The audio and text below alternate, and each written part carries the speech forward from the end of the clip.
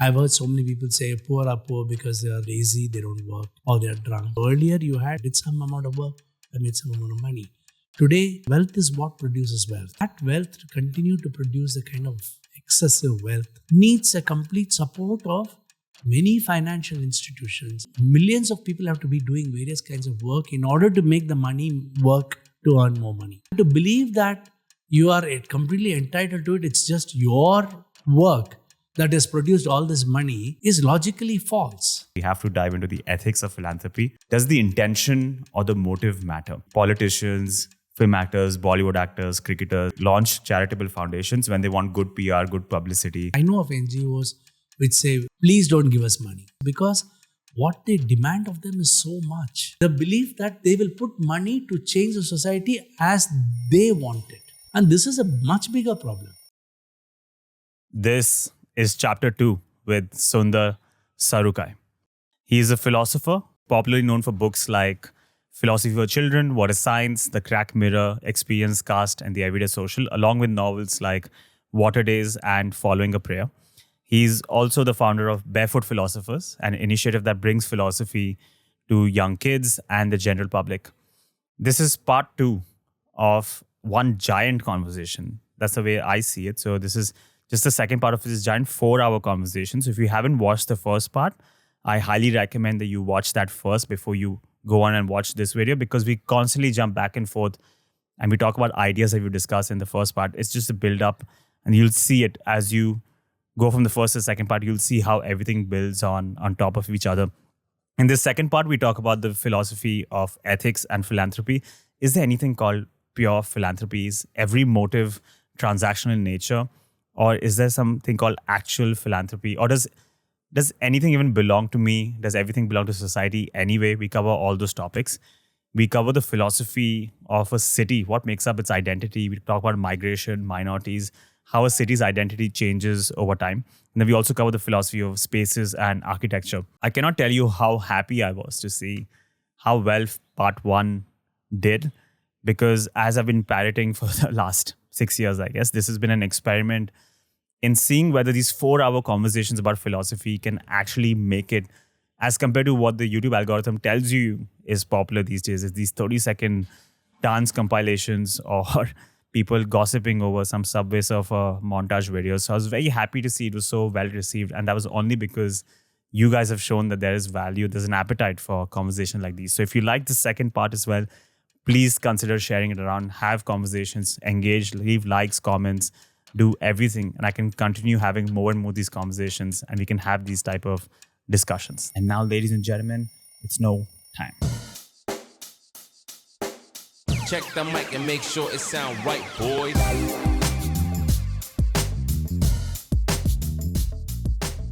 In Trusteeship, Mahatma Gandhi had written, I suggest that we are thieves in a way. If I take anything that I do not need for my own immediate use and keep it, I thieve it from somebody else.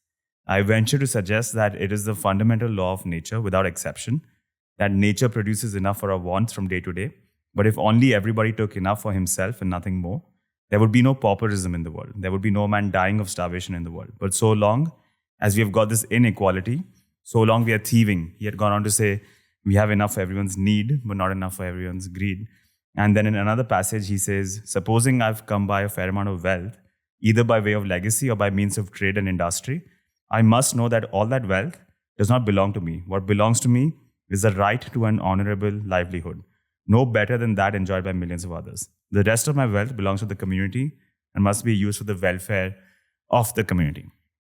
Lots to unpack here. But before we dive into the ethics of philanthropy, I want to touch upon ownership. We spent the first chapter, we spent a lot of time on ownership of the lived experience, whether a non-Dalit can comment on the experience of a Dalit, or can a man comment on the experience of a woman? Does the lived experience give you any significant information to give you the sole authority to comment on the experience? This time, I want to explore the ownership of physical objects, assets, and wealth, which might seem more straightforward, but Mr. Gandhi doesn't agree. So let's say I own a lot of wealth. I have a house, I have cars, I have this laptop. Do I actually own it?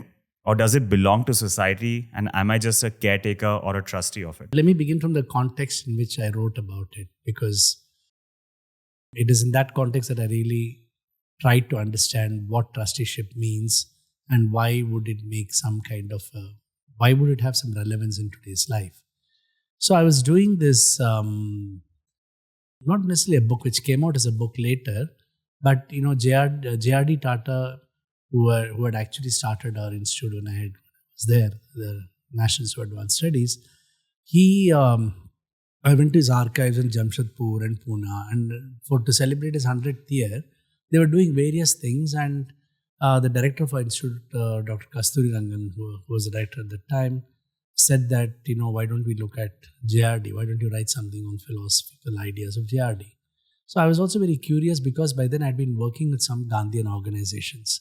We'd been visiting a few of them with my other colleague and friends, Samir Banerjee. And then I was trying to make sense of what was, what they were doing and what is this Gandhian vision about. So one aspect which I think interested a lot of us was ahimsa and non-violence. But other than that, also his various, practices in rural India, what kinds of interventions, what kind of community building efforts were happening with them. And it was during that time when I was going through JRD's archives, I discovered that JRD was deeply fascinated by Gandhi. And not just by Gandhi, but by his idea of trusteeship. And that was, it is quite a paradox at one level. Because part of the thing which I was trying to understand was basically why did JRD do what he did in terms of trying to make sense of his philanthropy. Why did the Tatas establish the kind of foundations and give away their wealth in order to support various initiatives in society, etc., etc. So it was in that context I was looking at many of his archival work. And then when I discovered this, what was interesting is that JRD was not a fan of Gandhi's economic principles. I don't think he thought that Gandhi didn't have some of his ideas on economics in the context of the nation. That was would not be good for whatever. But on the other hand, the idea of trusteeship seemed to have left a deep mark on him. So in many of the letters, he explicitly keeps on writing about the idea of trusteeship, how Gandhi's idea influenced him, and how it influenced what they did in Jamshedpur with disco, for example, and various things. And so when I wrote the book, the first chapter, if I remember right, was actually Gandhi, JRD, trusteeship, and Gandhi. So Gandhi is actually forcing us to ask the question about wealth from a completely different perspective. So on the one hand, and it comes back to the kind of ownership that you're talking about, remember that the idea of ownership itself is comparatively new in human history. Because if you remember societies in which, let's say, the king, you had monarchy across the world, then the king or the queen or whoever was a monarchy owned the land. So it's not that you could own your house in your name while the king was ruling that particular kingdom. I mean, there are various kinds of ways of engaging with this question of what can people own, etc. But land, the private land ownership, which happens in Britain, for example, comes much later. So, so that is a completely different movement in order to imagine the possibility that land could be owned by various people. And that is part of the very important sense of ownership. Because even there was an interesting question, which is that even if you own the land, what can you do with it? There are certain things you can do with it and certain things you can't do with it. Okay. I mean, in fact, even if you own land today, if I buy some place in Bangalore, let's say in a residential area, there are some things I can do with it. There are also constraints on what I can build in that land, although I may own that land. So this question of ownership with some sense of responsibility or constraints is an important idea to think about. I don't think there is anywhere a sense of absolute ownership. A kind of an idea which seems to become more and more important in contemporary world, that people tend to think that if they own their money, they can do what they want with it. Right? So unlike wealth, which is like land, gold or whatever, which had to function under various kinds of constraints, there seems to have, we seem to have moved away to one particular kind of money and transactions and the right to do what you want with it. So Gandhi was basically alerting us to this particular question, and he draws upon this idea of trusteeship actually from many religious traditions and cultural practices. He reads the Quran, the Bible, the Bhagavad Gita, and all of it, and he draws upon these principles of what is meant by trusteeship. So what seemed interesting to me, as I said, is when JRD takes upon these principles of trusteeship, and if you look at Gandhi's rules of trusteeship, I think they're very, very strong. For example, Strict? Very strict, yeah. I think he's expecting too much in some sense. Not realistic? And that's what people, I won't say not realistic. From coming from his perspective, he thought that was the right thing to do. For example, the fact that wealth cannot be transmitted hereditarily to the family members. And that if somebody made a lot of wealth, it was their duty to actually see that wealth, as you read out, as something which belongs to the community and not to their family. Which means family, and this was very interesting friction, because you had big business families like Birla supporting Gandhi, and he was also telling them that your wealth cannot be transmitted to your own children. And he was actually asking much larger questions about society, about the idea of a family, which in today's world has become a very important concept to think about. What really constitutes a family and what is being transmitted through a family and so on. So he is actually raising that question about this idea of legacy that he talks legacy and who gets the money that you make and so on. So I think that question of, the other way to look at it is to bring in the question of ethics and morality into notions of what is seen as just purely transactional economic transactions or some notions of wealth. That if one possessed wealth, how do you bring in the question of the moral dimension around it? And that's really what I think attracted JRD to Gandhi's idea of trusteeship. So when on his own, they produce all the important labor laws. As owners of that steel plant, they introduce the first major laws benefiting labor, which then is taken up by the government of India and made into labor laws of the nation. And for all of this was not because they thought they were doing something great or they're great people, but because they thought it was their essential duty of a person making money to be able to give back or build a better society with it.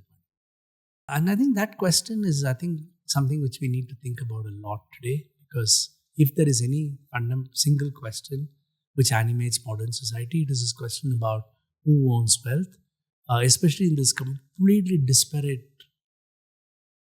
gap between a very few very rich and a very large very poor. So that growing gap, what do you do? How do you engage with? How do we begin to understand what does it mean to own?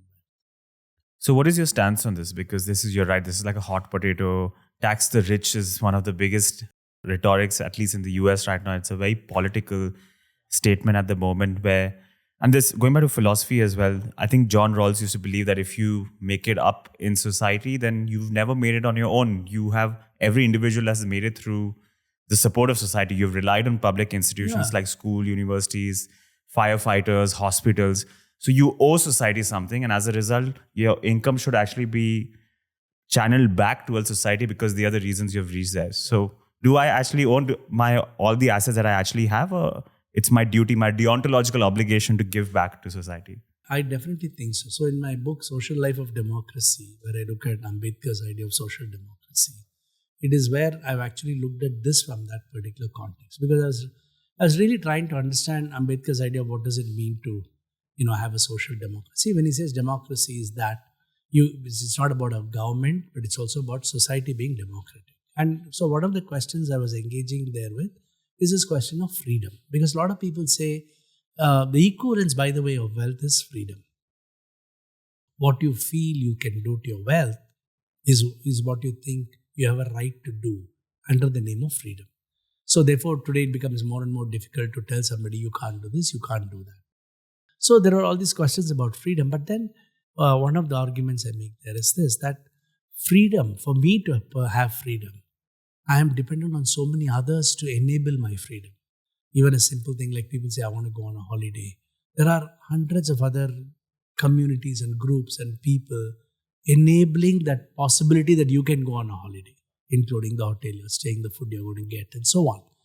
So to me, the way I thought made the best sense for me to understand what does it mean to say you're free is only to say that you can only be as free as the lowest person in the society's freedom is. In other words, our comparison to freedom is not to say, oh, that person is driving a Benz, why can't I drive a Benz?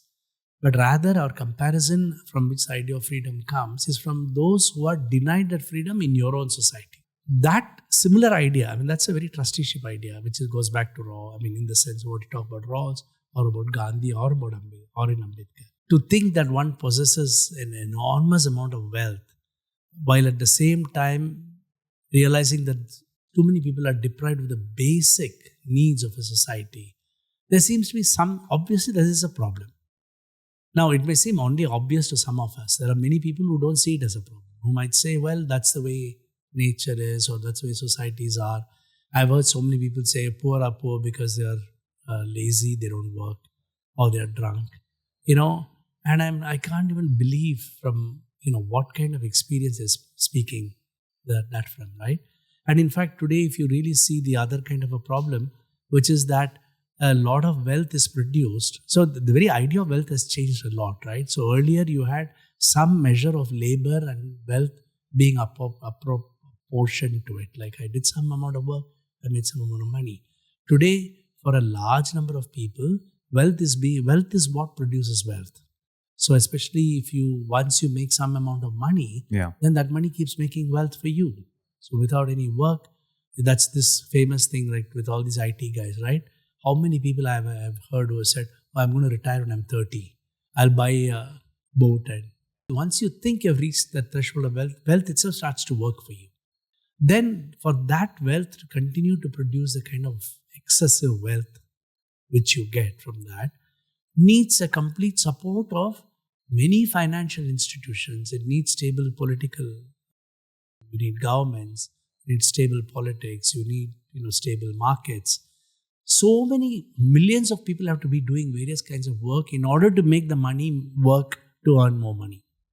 And to believe that you are completely entitled to it, it's just your work that has produced all this money, is logically false. Right? So one way you might answer to that is to say, well, we pay tax and that's the way we pay back. So the question is then, what tax do you pay? And what does it mean to say you continue to make so much of money while a very large number of the population don't have access to some very basic amenities? So I don't think this is really about politics, whether socialism, communism, capitalism, and so on. It is a lot more to do just with some basic questions of human dignity and the idea of a human society. What is really the question you posed here, what is a society? Do we all really belong to society? Or is it just that we belong to some transactional thing that I'm getting something from this person and that person, and that's how we live our lives? So, and where did these ideas come from? Are these ideas quote unquote natural to humans? Or have they been imposed on us through very small groups of very powerful people who have been very rich? So money has done all that part. And I think Gandhi was extremely sensitive to this. He was totally aware of this. And interestingly, so was, J.R.D. Tata. You've explored this in your book, J.R.D. Tata and the Ethics of Philanthropy. It's very interesting, this repositioning of freedom in places like America in particular is such an individual trait, right? Freedom of just for me to do whatever I want. And last week itself, I had a conversation with Owen Flanagan, who talks about a similar communal state for happiness and sadness. He says people often view happiness as an individual state, but you have to view it as a communal state. Bhutan was one country that described happiness as what the entire community is feeling. No one person can be happy if your entire community is suffering. So more, I guess, taking the social structure into account. Okay, we have established that society plays a role in you climbing to the top, so you have to give back. So now that we're giving back, we have to dive into the ethics of philanthropy. Does the intention or the motive matter? Does it matter that I'm only giving back because I feel like this is some form of a transaction? You see this, it's very common. You see politicians, film actors, Bollywood actors, cricketers, celebrities. they often make big donations. They launch charitable foundations when they want good PR, good publicity, some form of positive exposure. Doesn't matter if their intention is self-serving, if at the end of the day, the outcome is good. I think all of this comes back just to this basic question. How do we understand the nature of a human being? Okay. Now, this might look like making a simple problem very complicated, but it's really that. That is, how do I understand what we as human beings are supposed to do? So I say this in this context. So one of my colleagues once told me, we were talking about Gandhi and various other people, and you're saying, look, altruism is all BS basically, because what is altruism? You're doing something and you're doing something for the other, but we are essentially selfish beings. We will only act for our selfish interests. So based on that particular view, because he's a biologist, he was very obviously influenced by that kind of a reductionist view of a human being. So you had to say that, look, we can only, because you can't make sense of transactions otherwise. Maybe many economists can't make sense of the fact that we can be quite irrational agents in certain contexts. We might be rational agents at various other contexts of transactions, but when it comes to certain kinds of things, for example, family. Family is again another black box about why somebody would do something for a family. Because why would a person earn all this money and give it to his wife or his children or whatever and spend on all of that? And if you really push at it and ask the difficult questions, there are no simple answers to it, right? So similarly, maybe in the context of love and so on. So there are all these kinds of questions which raises these problems for us. That's why I said it comes back to the question of how do we view human beings, and therefore the question of philanthropy is also how do we view people who are poor and who are needy of various kinds of things. So when I did the JRD book, when I first was doing all this from his archival stuff, the first thing I realized is, obviously what the Tatas did during his time was quite remarkable. They not only wanted to get into this domain, already starting with J.N. Tata, but they also professionalized this question of quote-unquote charity. And there, JRD was very deeply influenced by Carnegie's idea of philanthropy, the love of humankind, whatever, and then said that's the kind of a professionalization that he wanted to do. And there, the idea was actually quite simple. For when JRD was doing it, if you could ask what was it that drove him to think of philanthropy at all? Why should he be philanthropic? Why should he do this for the thing? One was this kind of social obligation. The fact that, if he was earning wealth in his factories, there are actually people who are doing it, and that you felt, and if you saw them as part of your family, then you're going to share your wealth with them, no? So you see, we come back again to this problematical category called the family. Because if the family is not just the 4, 5, 6 people in your house, but let's say for a big industrialist, it's also his factory workers who are enabling his wealth, then the way he responds to them as family, in the way he shares his wealth, will obviously change. But the other thing which I realized when I was doing the JRD thing was the fact that it is not just enough to say, I have more money than you and I'm going to give it to you for this or that purpose. It was also about the fact that you had to change your basic conceptual understanding of certain terms. So when I was looking at it, it struck me that on the one hand, JRD was deeply invested in the idea of the private, in the context of the private and the public and so on, but was also had a very deep engagement to this idea of the public. So it is not private in one extreme sense of the word private. And that's why what he thought he gives back to the nation or to society was always, there's a lot. So in this case, what he was doing with this so-called excess wealth, or the wealth that here already you have to frame what is called excess wealth. If everybody thinks all the money you make is your own, then what does excess mean? With what line do you say? It's never enough for me. It's never enough for me, yeah. People say, oh, they may have so much money. Look at the kind of money people are talking about and the kind of money they have. Sometimes I think it's for your 10 generations, but they still feel it's not enough. I may not be well. I haven't bought a island yet and so on. So, this is a problem, right? So I think So what happened is after I did the JRD book, actually, I added the philanthropy after I'd done all this because I was looking at various philanthropic organizations. By then, India had already, especially Bangalore, you had many people who had made huge money in the IT sector. So you had these kind of philanthropic initiatives which are beginning to come up. And the idea of CSR was beginning to take hold. And there was some kind of pressure from government here and there to give some money for CSR and so on.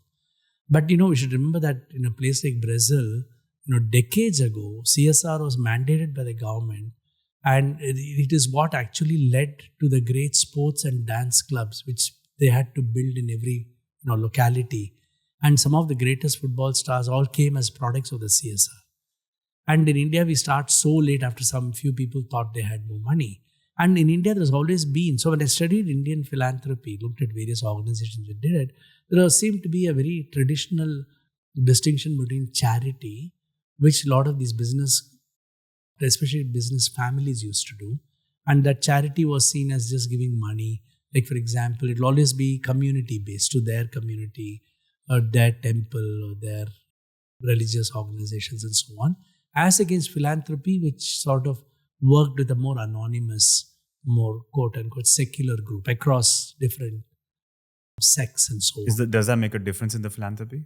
I think in the context of money, if you see the kind of money which has been invested by the big players, particularly the IT people, and then of course Azim Premji and others, it's large, it's huge compared to what was our with the Tatas. They've all been really huge investments. No, but does it make a difference if I'm giving money back to my village and not any other village that I have no connection with?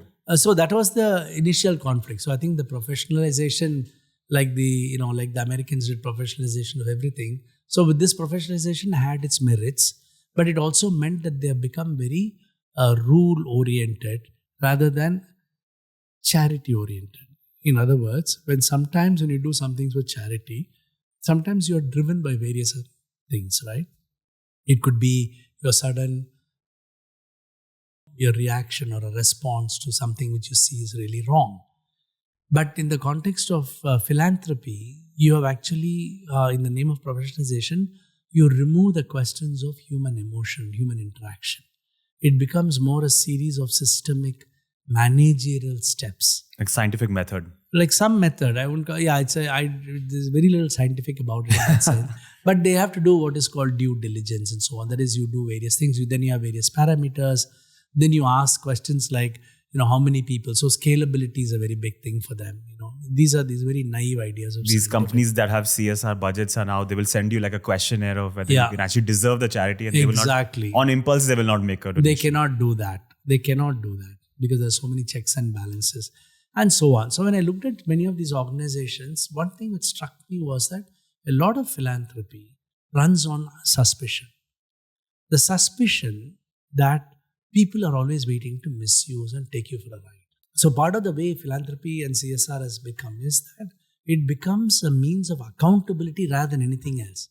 Many times I know these philanthropists, they give a huge amount of money. Their only thing they expect is, have you followed all my accountability, and primarily financial accountability. And you can write whatever narrative, 50 people they have better health and this and that. Those kind of stuff you can say. But much more than those, their real concern has been financial accountability, which means, so some of the biggest pressures which NGOs and others, I know of NGOs which say, please don't give us money to some of these big CSR people or these big philanthropic organizations, because what they demand of them is so much, in terms of these kinds of systems in place and so on. And it's not that these systems in place can't be put. Obviously, you want to have some financial transparency and so on.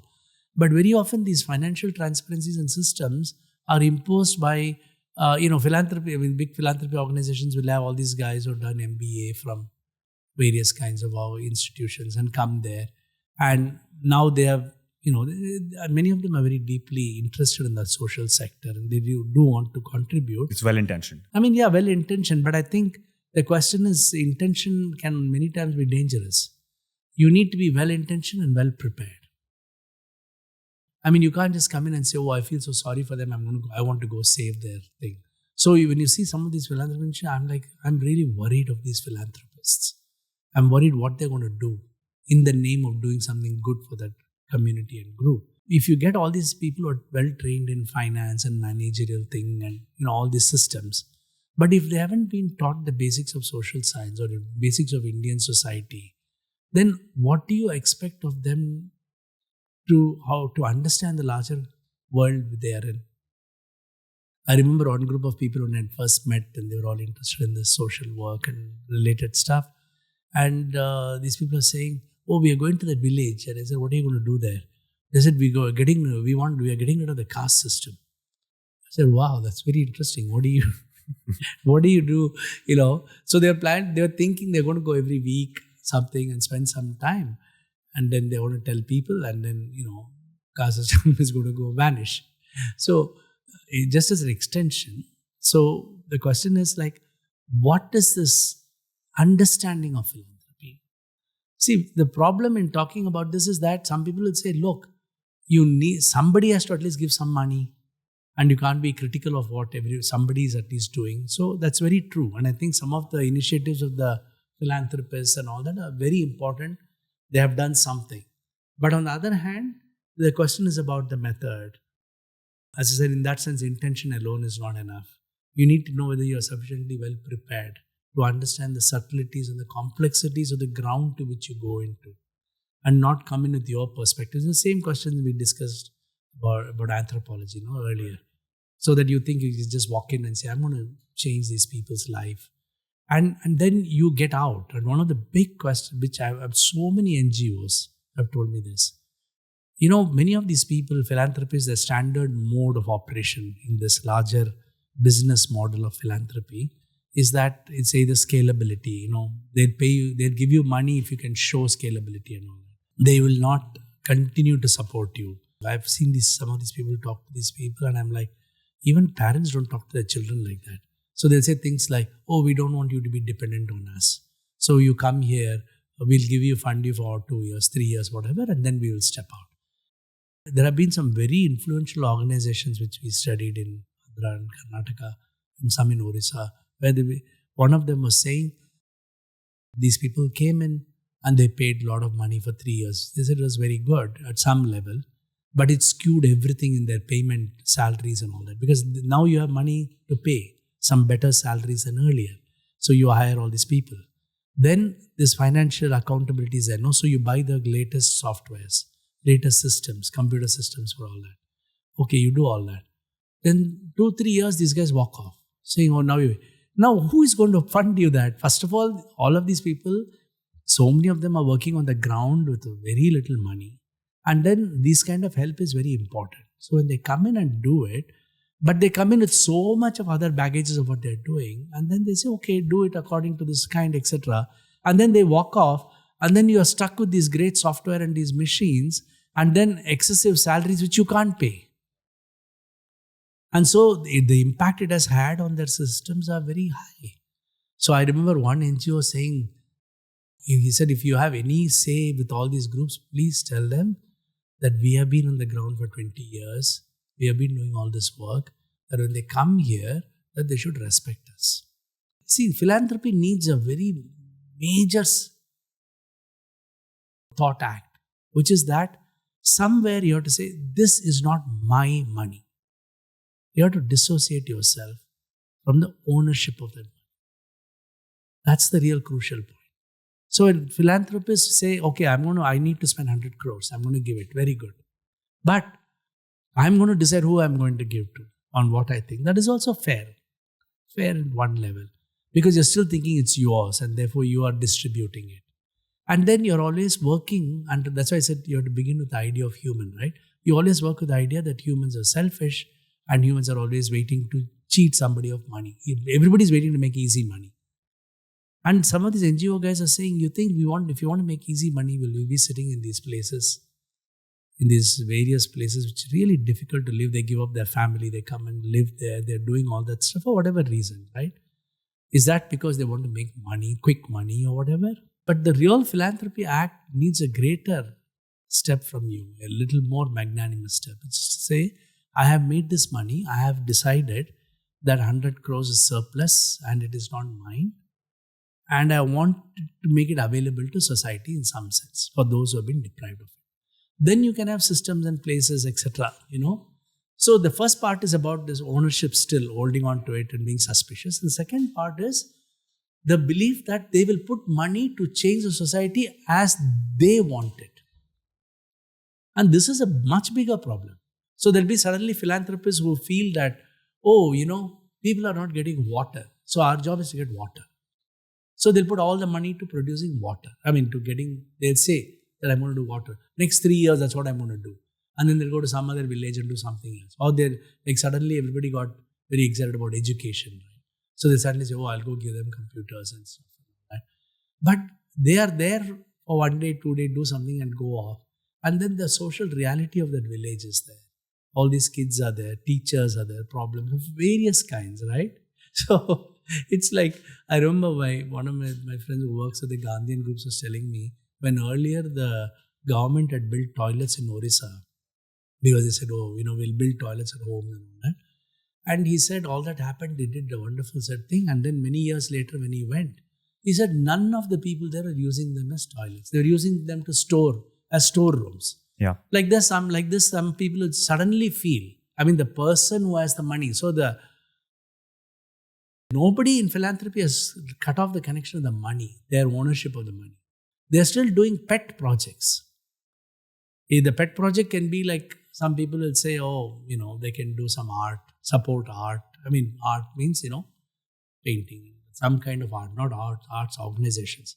That's another big thing which I saw in my work throughout. And it's spread all over India now. Philanthropy organizations don't like to support arts organizations. And in Bangalore, I can give you 100 examples of how we have had some of the biggest, richest philanthropy groups and so many arts organizations which would have been saved, which could have done enormous amount of work. They still don't get a paisa from these people. It's really shocking. When I see what is being done in the name of philanthropy, who is doing it, how they choose these people who are going to distribute all this money, it is a problem. There's a tendency to spend in places where you can share it in a cocktail party and it will get you some kind of repute. This is what I did in a village. So just to give you a personal story. Yeah. 7 years ago, I was involved with an NGO in Maharashtra, and we were trying to just repair the roofs and the walls in villages, in schools and villages. And when we got there, in multiple schools, there were TVs, large flat screen TVs, like 70-inch TVs installed by NGOs, which were completely covered and the wire was rolled up. And the teachers were like, these NGOs came, they installed a TV, they took pictures with us and they left. But they never asked us whether there's electricity in the village that will actually allow us to run the TV. And obviously you can install a TV, but the teachers don't have any material to show on the TV. So it's not being used. So they've just covered it up and they just rolled it. And so there's no use. So exactly the amount of preparedness, the method, all of that comes into question. And this is what I mean by the fact that without knowing the kind of social reality, their understanding of poverty and what they should do to remove poverty, gender, women, just install a TV in a village. It's something, they're just sitting here, or they would have read about it, somebody would have said something about it. They don't have that lived experience, no. At least with anthropologists, they are very dedicated. They go live there, do something, and always go with the kind of humility in general, That's part of the training. Here are these people who are sitting here all the time and then saying, I want to get this done. I want to be a you're savior. playing God, right? At some level, but that's why I'm saying. So they'll have, but then they also feel that, it's my money, I can do it. That's why I'm saying somewhere that connection should come. That they should lose that connection. And also they should say that what is really needed for a society cannot be done by you as an individual. Because you cannot think that you can intervene in a social system and say, I'm going to change all this at one level and get out when I feel like it. It comes back to the lived experience argument we saw. No, they can always get out anytime they want. They have no stake in what they are changing or doing. But we also know that given the disparity between the urban and the rural, while there is some money in the rural, but in terms of community organizations and so on, particularly in arts organizations and all, we need money from philanthropists. And philanthropists Those who are able to give, even like for example, just building auditoriums, library spaces, it can have a major impact. But it is so difficult for these communities to get that. It's so difficult for them to come because they feel like, what is the use if I support an arts organization? Whereas they feel that they're actually doing something in education and water. I'm saying there is enough money for everything. These guys are sitting on, as I said, it's a wealth which is obscene. It's not, I'm not saying, unlike Gandhi, I'm saying, look, the money is theirs and your own family, keep it. But I'm saying, even if you give it to your children, you're keeping it for your generations of children. You're not just your children now. So there is something really obscene about the kind of wealth accumulation and the mechanics of wealth generation. As I said, without working wealth, if you have made that wealth is reproducing wealth, that's it. There has to be something that is not the wealth which really belongs to you. So let's assume I really struggled and I worked hard and I made some money. But with all this excess money which is coming from these kinds of financial systems, why would I think I have that right of as if it's a produce of my labor? It's not a produce of my labor. So, I think this is a major question. So when I wrote this book on ethics of philanthropy, I was really asking, what should be the moral standard? Or how should I respond to the fact that I have money which I want to spend and share? I want to distribute, etc. But what am I going to do it for? How do I do it? I'm just talking about the process. How do I do it? So part of professionalization of philanthropy was to get all these people to do it. But as I said, if you look at most philanthropy organizations today, the training is so much in the financial sector. Just the making sure the money is given correctly and nobody is cheating you, that you've really lost out on understanding the basics of human behavior, human society, nature of humans and so on. This is something Immanuel Kant had also explored, where he had said a merchant or a shopkeeper, they should be honest because the motive should be honest. Your intent should be honest, not for the outcomes or the consequences, not because my reputation in my society will go down, but you should be honest because your intent should be there. And I still struggle with this argument because let's try to play devil's advocate to it. In 2014, there was an India Today conclave and Salman Khan was the guest. And they asked him, so this was in a period where he had a decade where he was always in the news for the wrong reasons. There was the hit and run case, there was the black buck poaching case, there was reports of domestic abuse in his relationship with Aishwarya Rai. He had a physical fight with Shah Rukh Khan, always in the news for the bad reasons. And around 2014, he had started revamping his image. So he was doing movies where he was always the good guy, always the hero. He launched the Being Human Foundation. And at the India Today conclave, they asked him, what's the intention behind this charitable foundation? And he had said, कई कारण होते हैं अच्छा काम करने के लिए. एक, you genuinely believe in what you're doing. दूसरा, गिल्ट छुपाने के लिए, जो बुरी हरकतें हो गई है उनको रफा दफा करने के लिए. तीसरा, fear of karma, fear of God. चौथा, शो ऑफ करने के लिए. पांचवा, इमेज इंप्रूव करने के लिए. मुझे पता नहीं मैं किस लिए कर रहा हूँ. कभी कभी मैं गिल्ट के लिए कर रहा हूँ, कभी कभी इमेज इंप्रूव करने के लिए कर रहा हूँ, कभी कभी जेन्युइनली करना चाहता हूँ.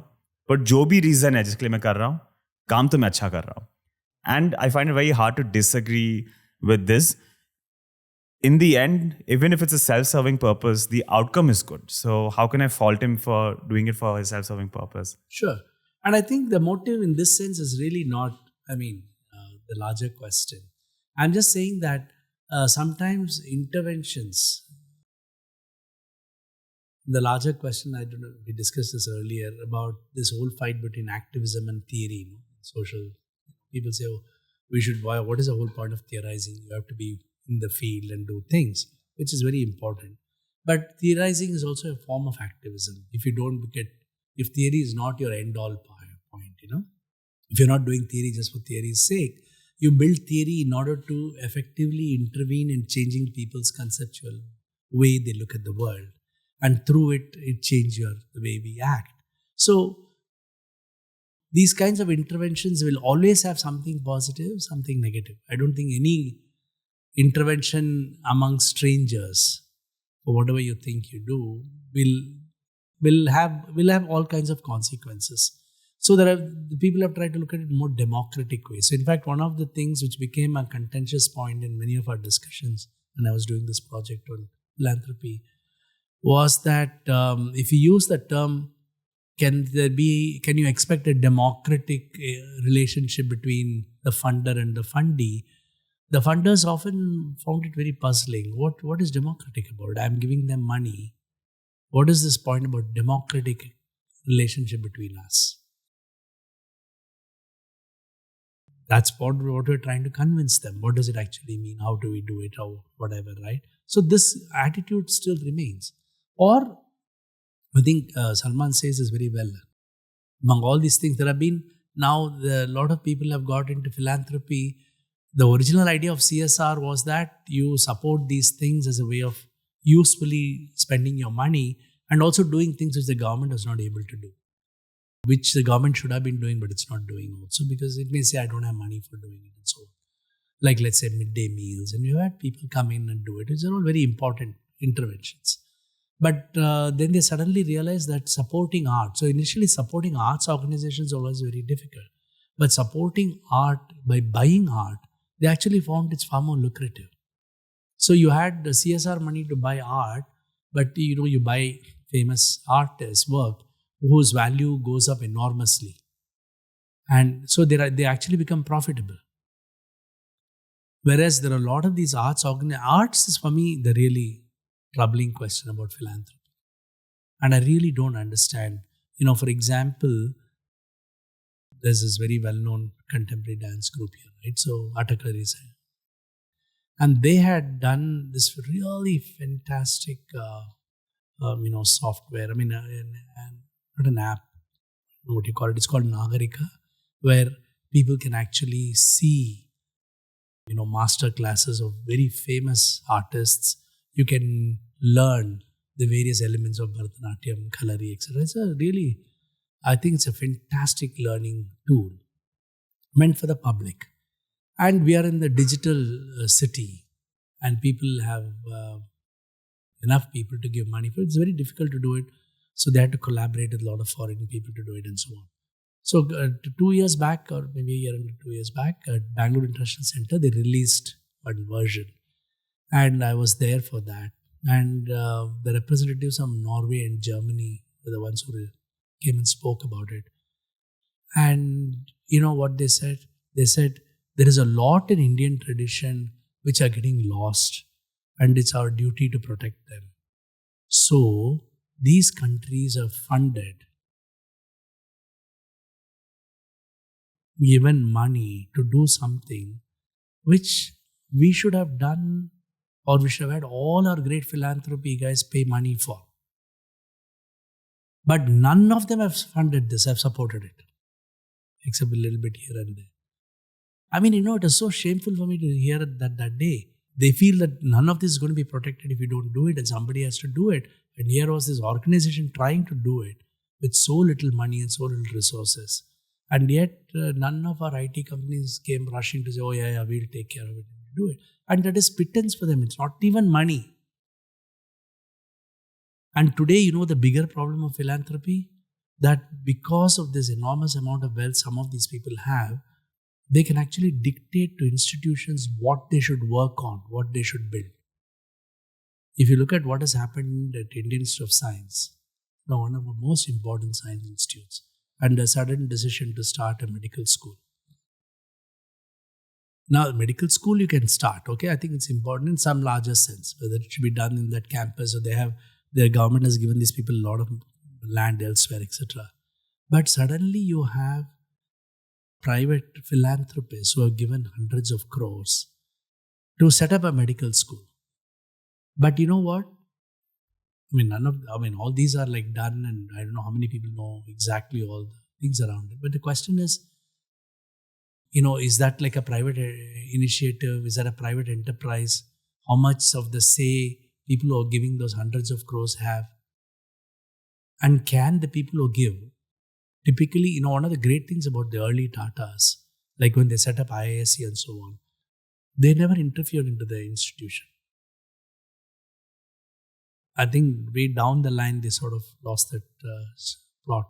But they would never interfere with any institution, like whether it's TIS or IISc or NIAS to some extent. People would do that. And they had very nominal presence. Because they got people whom they trusted, who knew the field and who had the interests of the institute at heart.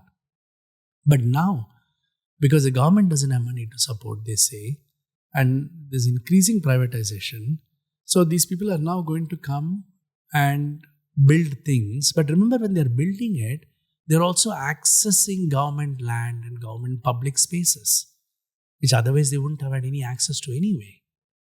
And so, what is this? I mean, suppose somebody wants to give 1,000 crores and say, okay, we would like a medical school, etc. Then what kind of discussion and thing should it be? Should they have any say in it? Should they be saying we want to support this kind of research, that kind of research? Only then we'll pay the money. I'm just worried that this is becoming an increasing trend. Earlier, you spoke about how these big industrialists would often give back to their own village or their own community. And then we touched upon, well, through Salman Khan, the intent and the motives, and whether the intention matters in comparison to the ends or the outcomes. Is every form of philanthropy some form of transaction? Are you always getting something in return? Because in your book, you say, we may participate in a non-compensatory activity for many reasons. Perhaps it's a source of peace, joy, or other mental states of satisfaction. It could be a religiously driven impulse.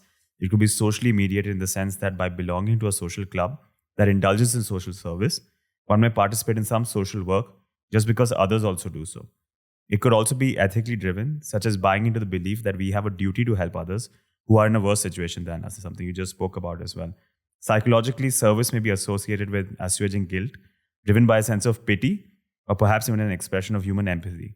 Among all these emotions, I believe the one associated with duty without expecting any kind of payback is the most neutral mode of voluntarism, because everything else deals with fragile psychological emotions, including human empathy. Is there no such thing as pure altruism? Because every time I give, I'm always expecting something in return, even if it's not like a monetary return. I don't know at what time period we start beginning to think, and I think it's closely related to capitalism in some fundamental sense, that humans are selfish beings and that we will only maximize. This is a Sundar philosophy, which was human nature inherently wants profit. Wants profit or selfish, and we want to always work towards my thing and so on, right? And the idea that societies are built in order to, that's why they say that you pay enormous premium to the idea of family, because left to yourself, we don't know who is going to go and cohabit or all these kinds of things. So it's almost as if everything that we do are based on the fact that we are very uncontrollable beings, and we'll do all kinds of really terrible things. And I think that's I think that's a very cultural view of a particular kind of modern societies in a particular eras. And I do think that that really misses the other possible points of why we respond to other persons. Why sometimes with somebody we don't know anything about, how you're in a moment of some spontaneous ethical response towards them, right? Where you recognize something about them and then immediately have a feeling of something towards them. And there are so many such examples in everybody's life. And it is not that when you do it, you're seeing it as a transaction, or like my biologist friend was saying, oh, you always get something because you feel good, so I'm doing it to feel good. No, you don't do it to feel good. If you did it, if the intention was to feel good, so I give money to somebody, I can make sense, I can understand that perhaps. But you're not doing it to feel good. You do it first. Sometimes you feel good, sometimes you don't feel good, sometimes you don't feel anything at all. But doing it comes much before your expectations or whatever, right? So in other words, it goes back to the idea, I think a larger philosophical idea, probably foundation of action itself. How do you understand human action? In other words, if I want to lift this, how do I understand this act? Do I lift this cup because I first had an intention that I should lift the cup? And then I lifted this cup? Which means, if I do this whole thing in slow motion, this is what it means, right? I'm looking at it and I'm thinking to myself, and then I intend, oh, now let me lift my cup, and then I lift my cup. But that's not how we lift our cups. There are many kinds of actions which occur. I am talking to you and suddenly I'm lifting it. And then you justify it. Without even recognizing I've lifted it, right? So there are various kinds of bodily intelligence, bodily actions. which are not intention based. So the intention based is based on a fallacious view that there is something which drives the body to do what it does. That by itself the body cannot act. And that what it drives can be the mind, the consciousness or intentions. And that there is a driver inside us telling, oh, pick up the thing, drink now, don't drink now. The Cartesian theater view. Exactly. Descartes. Really the very big problem from that, right? So, but many times we act. A lot of Buddhist ethical theories have proposed, and Varela's work also on this was about that, about spontaneous ethical action, where it's an ethical action not because I have decided I'm following a duty or I'm evaluating the consequences or I feel like, oh, I'm going to feel good, it's utilitarian or altruistic, but because at that moment, given that context, I act spontaneously. Which means I may not act the same way. Suppose I'm acting for some intention. Like I'll feel good, let's say when I help somebody who doesn't have food. So let's say I help them and you're saying because I feel good. Then every time I see the same person, I may not help because I may want to feel good. Right? It's very simple price to feel good if you can pay this person money, right? Sometimes I may not do that. Sometimes I may do it. And that is not because I have a duty. If I have a duty, I'll do it all the time. If I feel good, I'm going to do it every time I want to feel good. But rather, it is that at different times, when I'm put in that situation, where differing contexts are there, then I act, I don't know, it's not a deliberate act. It's a kind of a spontaneous response and a reaction. Response to what? Response to my recognition of the other person in a particular framework. So I act in a particular manner. That's the kind of foundations of ethics in giving for philanthropy. Does the source of the money matter? Because Gandhi had said, never use money from the sale of alcohol in building schools. But what if the government taxes liquor, takes that money and then uses it to build the schools? Does the government then become a filter and purify the money?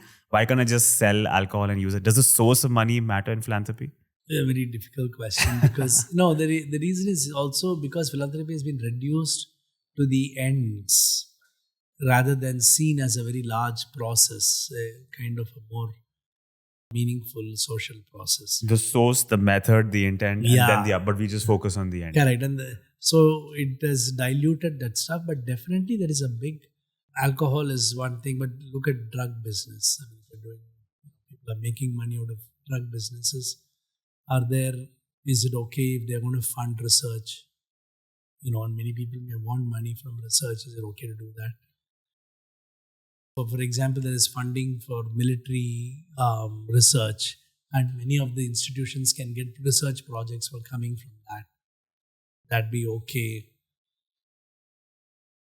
Yeah, all of this goes back to some very basic question that we have to find ways to talk about philanthropy away from this professionalized model towards a more socially coherent, more knowledgeable, and more reflective understanding before you start giving all the money.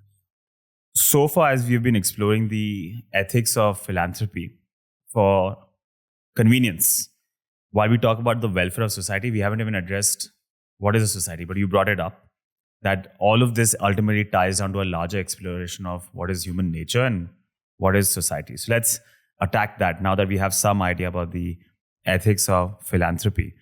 And maybe we can start bottom up. Maybe it'll be easier, to start maybe by just looking at your immediate surroundings and the city. In your novel, Water Days, you explore what makes up the identity of Bangalore. Is it the people? But then the people of Bangalore come and go. In fact, Bangalore is a city where it's slightly transient.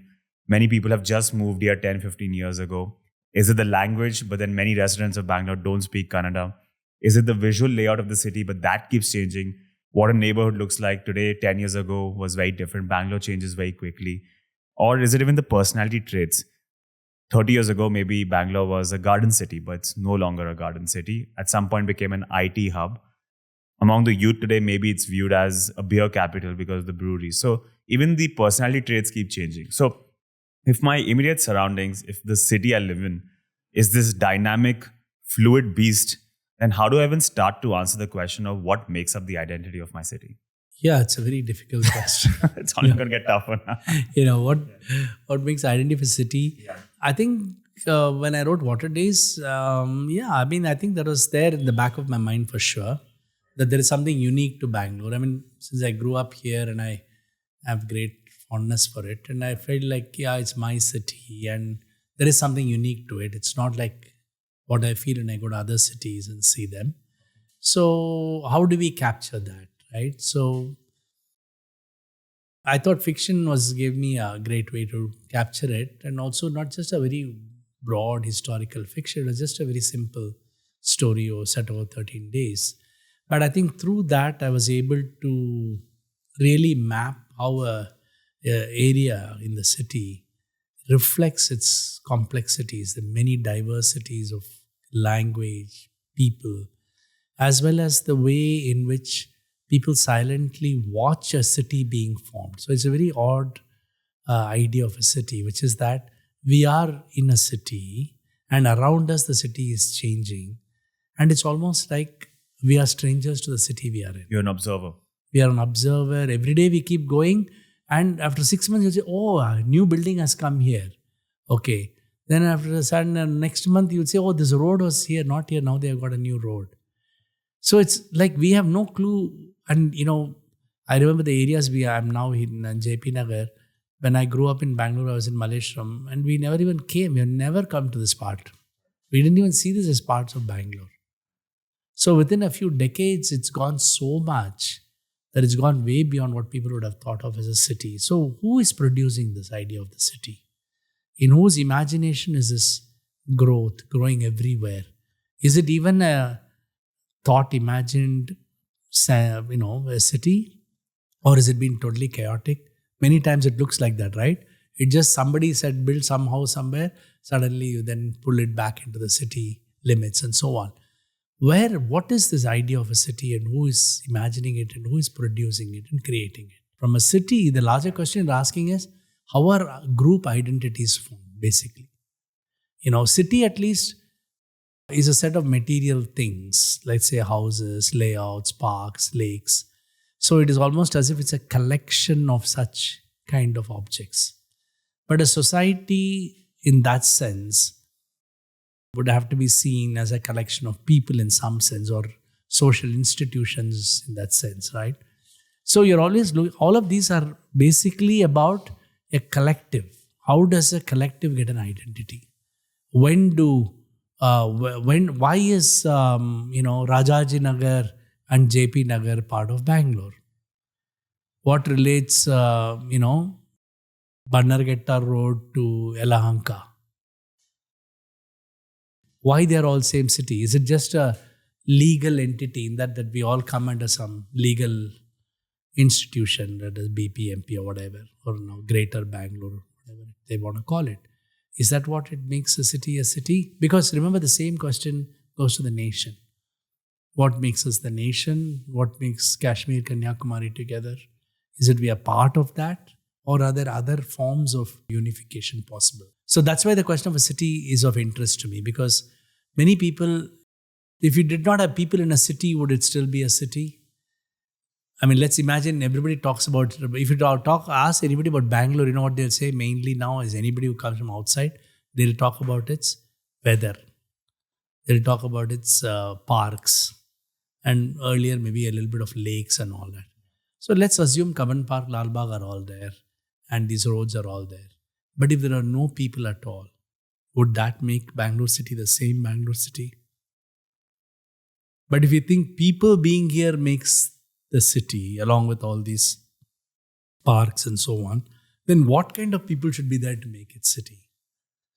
Earlier, people would say, as a stereotype of Kannadigas, very soft, gentle people.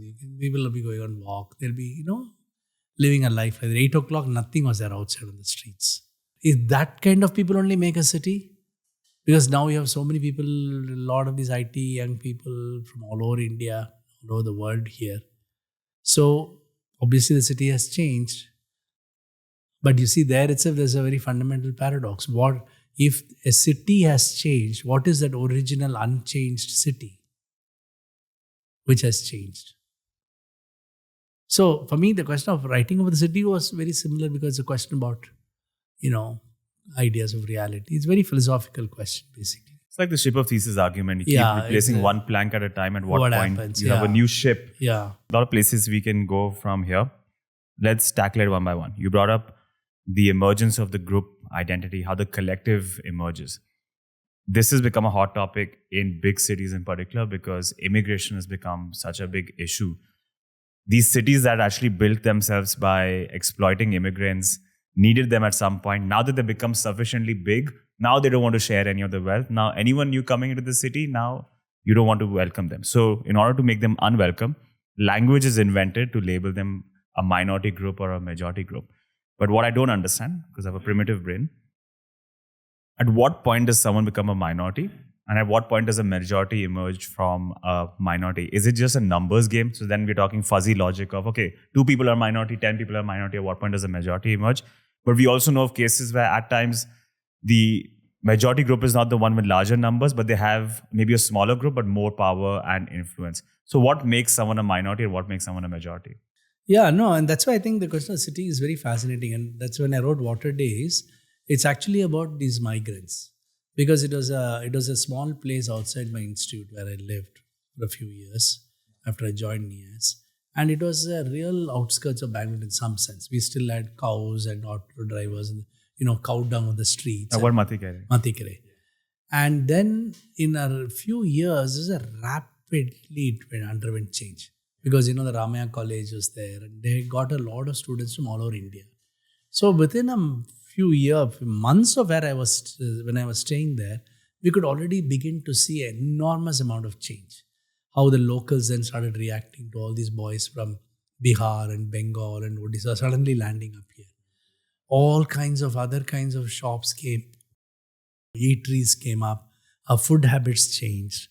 The tailors were dressing different photographs of Hindi stars in their tailoring shops. Suddenly it was, Shah Rukh Khan and all these other people's things. It was a very different world they brought in with them. It was about, but the point was about, these guys are always outsiders. So the outsider and insider, migrants, immigrants question, was it what really interested me at that point? How do the locals understand and who is a local anyway? In the case of Bangalore, who a local is a little bit of a bigger problem. Because of the fact that it has always been a city which had its great aspirations, earlier on. It had, the British came, they loved the play, weather and so on. So you already, because of that, the cantonment, you already had people from different parts of India coming in, the army and so on. Then when the science institutions were built, you needed labor. There are not enough people in Bangalore or Karnataka to fill all the science institutes. So that's why one whole group of people, especially from Tamil Nadu and all, came. And so on. So at every period, you have had these people come to build the city. And so migrants in that sense it's very specific to Bangalore, I think. Because when I see Chennai, for a long time, I hadn't seen that in Chennai. It was a lot more. It had migrants from a lot of local inside areas. There's no one Chennai place. People came from all over Tamil Nadu into Chennai. Similarly, Bangalore, people came from Shimoga, North Karnataka, Dharwad. Everybody came here. And when you're really among these groups, you will know this fellow is from Shimoga. He's not from Mysore, Mandya or Bangalore region. So the original inhabitants of any place are a very small minority. But the original inhabitants cannot survive just by being the original inhabitants. That's a paradox. That unless the city has to be formed because of the scale of the city, the imagination of the city, it has to be formed because you need outsiders to come in to do that job or to even fill that imagination. But then you don't want to see them as part of the city, and that's a problem for you, right? Because without them, the city cannot exist. So however much we say, today I see that in Chennai, which for very often I had thought of it as comparatively robust identity as a city. But today again, even in Chennai, service sector, you go anywhere to restaurants and stuff, they're all North Indians and Northeast. These are like very traditional eateries in Chennai. In Bangalore, of course, it's become very ubiquitous. I mean, the people are from all over are the ones who are running the city. In other words, let's assume that you want to say all these people go back, whatever. If they all left, Bangalore will stop tomorrow. There are some sectors where there are a lot of so-called locals and Kannadigas working, which will continue. But everything else which sustains it and supports it will all go. The service sector. Everything will go. And the city will be paralyzed. So now for these people who have produced a city, who have been there, have done that, what is it to say they belong, they don't belong, right? I mean, I'm not answering these major questions in what it is for me. For me, the interest was that how does one see this as a fictional world? But in that, I'm also, because by comparing it to A Death of a Girl, I'm also looking at that novel as a way to talk about our silence, our incapacity to do anything when the world around us is changing without our control. That to me is the metaphor of a city. That we have seemed to be like completely agentless beings. And things are happening all around us. You know how many people keep complaining about either the potholes or the bad roads, and how many children today in Bangalore are wearing their mask? All you hear is about this complaint. Every day they're saying, I'm spending 2 hours, 3 hours on the road. I'm doing this. And we know that there are no police in most other places, etc. But yet, none of us do anything about it. There seems to be a complete lack of our agency. And that's why, in some sense, if you really want to look at a radical definition of a city, all these are not cities at all. Because a city is one which produces a culture, which produces a person who really belongs to a city wants to have a control of the city, in the sense they don't want to let it become whatever somebody else wants it to become. There's really very little civil society in Bangalore, very little social movements in Bangalore, which can bring people, very diverse people together to do anything. In a sense, it's a kind of a reverse of, maybe because of the way Bangalore was, because very gentle, soft Bangaloreans. But that also means that many of them were within their local areas, in some sense isolated. Some people would call it parochial. So in that sense, what is it that you're willing to give a definition of a city as? Do you really want to call Bangalore a city? Bangalore is a, metropolis. If you want to define it physically. Oh, it's very big. That's a government definition of metros, which is very good. Just define it in terms of space and so on. But a city is something else. A city is an experience. A city is a feeling of belonging, not metropolis. Metropolis is about the size of the big things.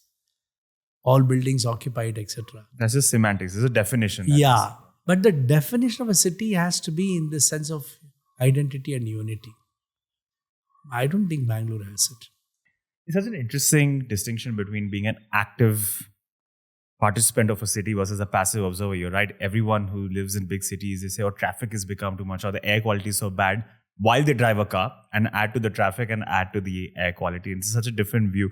In fact, Nathan Glazer and Daniel Patrick Moynihan, they had conducted a study at Beyond the Melting Pot in New York. And there was a fear at that point that all these different cultural groups that are coming into New York City, whether it's the Italians, Irish, Jews, African Americans, Puerto Ricans, they're going to get homogenized by the city. So once again, it's like a passive view of, these groups will come and then the city will just do something to them. They have no agency in the matter and they lose their cultural roots. And what their study showed was actually the opposite. In a way, these groups double down. It's very common in New York now to find neighborhoods which are like Little Italy or Washington Heights, which is Puerto Rican, or Harlem, where the cultures, in fact, become even stronger and the city has adapted. So these people have taken active agency in shaping the city. And the city has responded in that way. And the same is happening with Bangalore as well, right? As these different groups come in, you're right, all these pockets start changing because now maybe I'm working in a sector, or I'm one of the customers, so then they adapt to meet me there. If you look at Bombay and Calcutta, they were very, very different as cities compared to Bangalore. In what way? because they had the sense of identity and unity in some very odd sense. I mean, with all the tussle inside, etc., no, that there was a sense of feeling that you belong to Calcutta, that you're a Mumbaikar. It could be represented in the way, you use the bus, follow the so-called rituals of a city, or the way you spoke about the feeling of the city. But today you ask Bangaloreans, what is Bangalore famous for? They'd say pub city. Yeah. What is pub city? I mean, it's not a thing of us. It's not a pub city. It's some very few rich young people who have come from all over, where they can't drink anywhere in their states, suddenly find they can come and drink. Okay, so that's, how is that a city? And you're sitting in pubs, you have no connection with anything else. You have no connection with the pulse of what makes a city exist. So that's not what, like cultures can produce city. Pub culture is not a culture in that sense. So what I'm saying is Bangalore has had this particular problem, reflecting its technical, relationship to the technological world. So, whereas I think the other metros had very, very different, even Hyderabad, there's such a very different sense of the way people speak about Hyderabad, speak about places in Hyderabad, the kind of histories of Hyderabad. Even histories of these places are not part of people's consciousness of this place. A city is an experience, you said. Metropolis is just a semantic definition. So let's explore this experience. You're right. When people think about a city or the social structure they were born in, there are two things. If you ask someone, okay, what makes your city home? You brought up both. One might be the visuals or the physical layout. So, okay, Bangalore is a place which has Cubbon Park, has the lakes, it has these roads or these bridges. That makes Bangalore home for me. Or the second most common answer is the people. My friends are here, my family's here. That's what makes it home. Okay. In your book, Experience, Caste and the Everyday Social, that you co-authored with Gopal Guru, you explore this idea of the social. Is it an abstract concept, or is it something you actually can perceive with your senses and that makes up your idea of the social? So when you say a city is an experience, when this social surrounding is an experience, how do you experience it and how does it shape your perception of the city? So when we did Cracked Mirror, we had a lot of book discussions in so many of the universities and so on. And that time it was very active, and we would have many discussions in Hyderabad, University of Hyderabad, FLU, TIS, JNU and all these places. And in many of these places, the similar questions were coming up repeatedly, what is caste, of course, how does, even though there have been so many attempts to try and eradicate caste practices of various kinds, including untouchability, why did they sustain? Why did they not? Why did they morph into other kinds of things? So the more you try and suppress it, they pop up somewhere else in a different guise. So what is this idea of caste? So many of these questions and discussions we had, and then when Gopal and me were talking about it, we realized that, look, you have to go back to the prior question to that, because people keep talking about caste as a social entity and so on, as if we understood what that meant. So we realized that the real ambiguous term here was the idea of the concept of the word social. So what is it that makes caste social entity? What are these social practices? What is social justice? So social was a word which is very commonly used as like an added term, a qualified term, or an adjectival term. You can use it for social justice, social this, social that, social media, and so on. So we began with that and say, okay, what is it? What is it that, we went back to this larger question of what is it that produces a sense of the collective? So again, the question was about coming together had to be defined or explained through some other mechanism.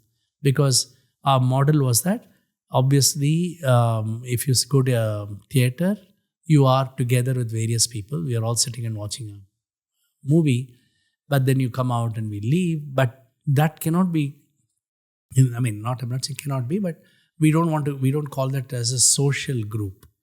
It's a group, it's a collective. There are the same number of people, but they don't form a sociality. They don't form relationships amongst themselves as a group. They come, they watch it, they may have had a shared experience, but it is not expressed or communicated or built upon in any sense of the word. Typically, where we are anonymous, people who come anonymously, we go out. So there is the idea of the social. It begins with this idea of collective, of course, but as many social scientists tried to make sense of it, you always came back to some relationship between the members of this. It's not just a collection of objects. You need to have some link, some relationship. Some relationship, some associative relation, whatever. There have been different kinds of accounts of that.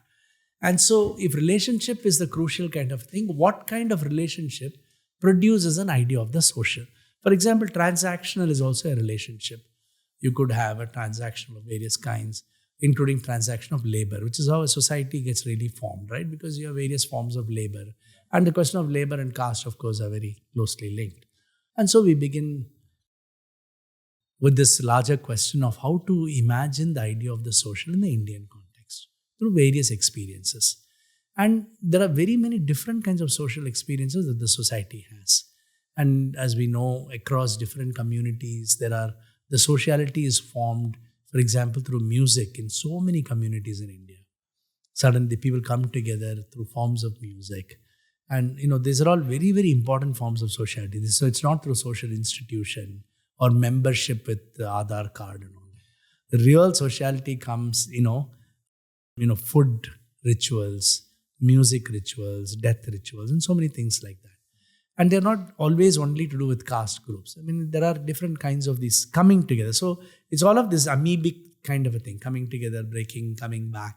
And that's the reason, because caste is so amoebic in that sense, that you try and put boundaries on this, they just pop up with another form somewhere else. As we see today, that there seems to be so much of more assertion of caste identities, especially the dominant castes who are now becoming more aggressive in asserting their caste identities and so on. So that is a major problem, because now these groups are asserting their identities, also have so much political money, power, and so on. And so these are larger issues to do with that. So when we wrote the book, we're looking at this question of formation of the social. And the problem is the idea of the social is also philosophically very difficult, because unlike an individual thing or a person, there seems to be no qualities associated with the idea of the social. We may call it abstract, or you may say, for example, you may say, I touch this, I feel it, I smell it, and so on. But in the social, where is the social? How does it appear to you? How do you experience it in that sense? So we discussed the example, for example, of space, which also had very similar questions in philosophy. You don't touch space, see space, etc. But we accept the existence of space. So just to motivate the discussion on the social, we began with all these kinds of so-called basic ontological questions on is there something really called the social? Part of our thing of doing this is also as a kind of response to the extreme individualization which is happening in our societies. That we have been told that it is the self, it's I who matter, and I am independent of everything else, I can do what I want, and so on, which we see in so many young children themselves already. So what is this idea that the individual, it's almost as if the social is an enemy of the individual. That it is only the social which is inhibiting the individual from doing everything else. And that is also part of larger caste and traditional narratives. Because as a member of a society or a group, many times you would give up on certain things for the betterment of the group, right? So how do we make sense of this tension between the individual and the social? And that is a very standard question in sociology anyway, because the individual is counterposing the social. When we ask the questions of social ontology, which is how to understand these different social formations in India, these questions of way in which people experience, rather than talking about as identity as belonging to something, but rather these shared experiences that all of them have, if you like, shared lived experiences that all of them have, then we came up with this idea this formulation that the idea of the social is not in opposition to the individual alone, but it is in a tripartite relation, a triangle relationship with nature, individual, and the social. And I think that was a very important idea that we were working with. Because everywhere when we talked about, questions of caste, we were coming back to repeatedly people would say, it's natural, no. For example, it's natural that they are like that. It's natural that some people cannot do this job. This whole idea of natural was such a dominant narrative. One caste can be sanitation workers. Yeah. only, yeah. The same idea that anything, whatever you do, okay, it's naturalized it in some sense. That was a very important problem for us to understand. How did this formulation of the natural happen? And if you look at, for example, philosophy of science, for a very long time, there's some really wonderful work on how the concept of the natural is itself formed. And the concept of so as I like to say, there is nothing natural about natural. The very idea of natural is socially formed. Communities and groups produce an idea of the social. So some of the best examples of it is to look at in the history of science about how the idea of nature and natural is defined so as to enable modern science to be possible. And very often people talk about science as description of natural phenomena or explanation of natural phenomena. But the idea of nature, even within the different physics groups, are very different. I mean, within different science subjects are different. In physics, the idea of nature or natural is very closely related to natural laws. The idea of natural laws, fundamental laws which govern how nature works or how natural objects work or function. And that is very different from a discipline like either chemistry or even biology. Biology, the question of nature, which is important to it, is not the kind of fundamental laws that defines nature in physics. In other words, all that this points out is that to say this is what nature is actually quite a difficult task. If it's sounding too confusing, just as a quick example to illustrate this is, so if I ask somebody, what is nature? They'll say, the leaves and trees are nature, dogs are nature, sky or whatever, sky is sun and stars and all that.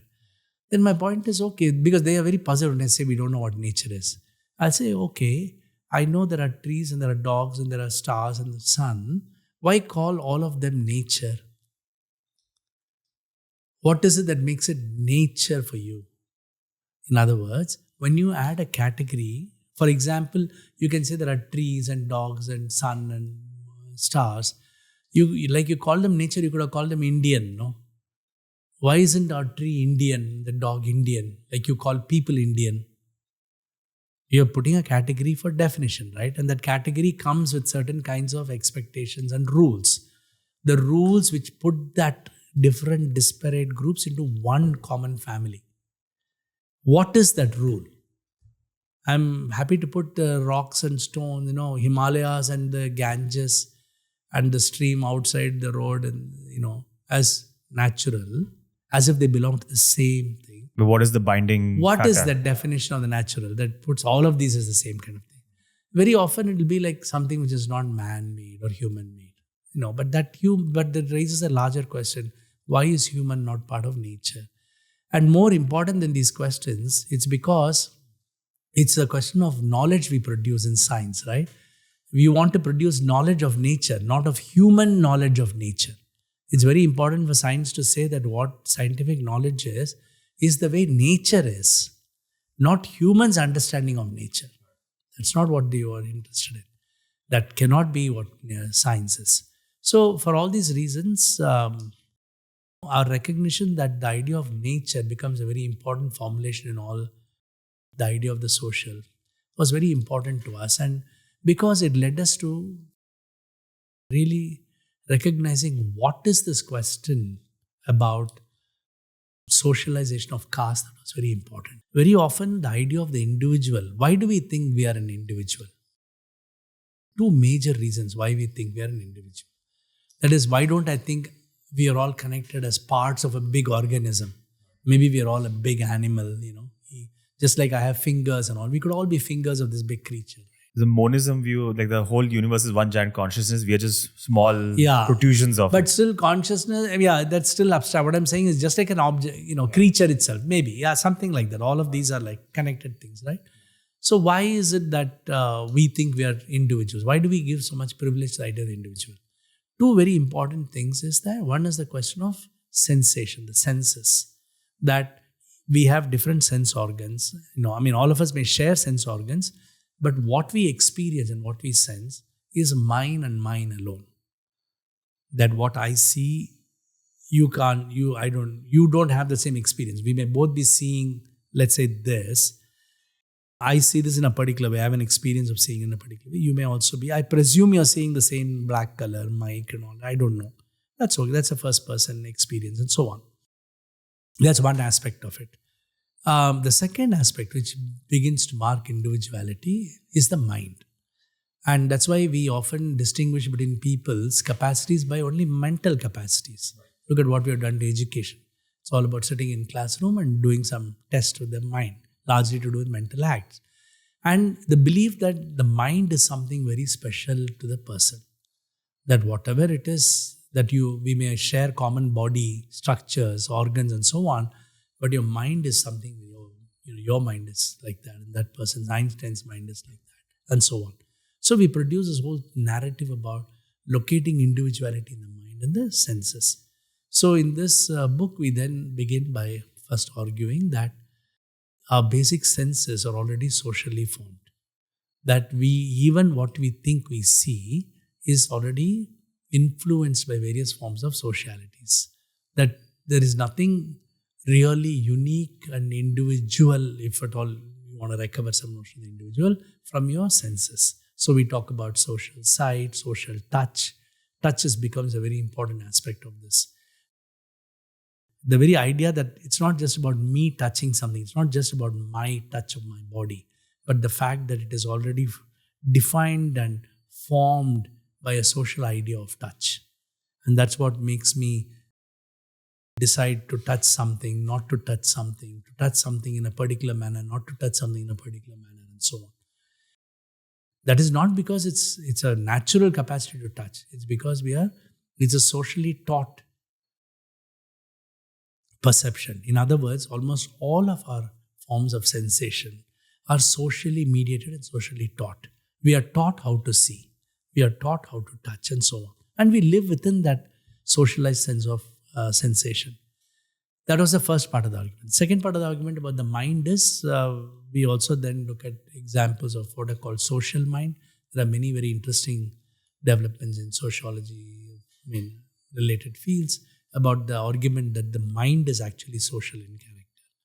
And the mind cannot be seen as something very special to the individual. And the common things I like to talk to my students, and that's something they immediately understand, when they keep say, when I do a lot of these writing workshop, every time the greatest difficulty I have in breaking the individualities in writing workshops.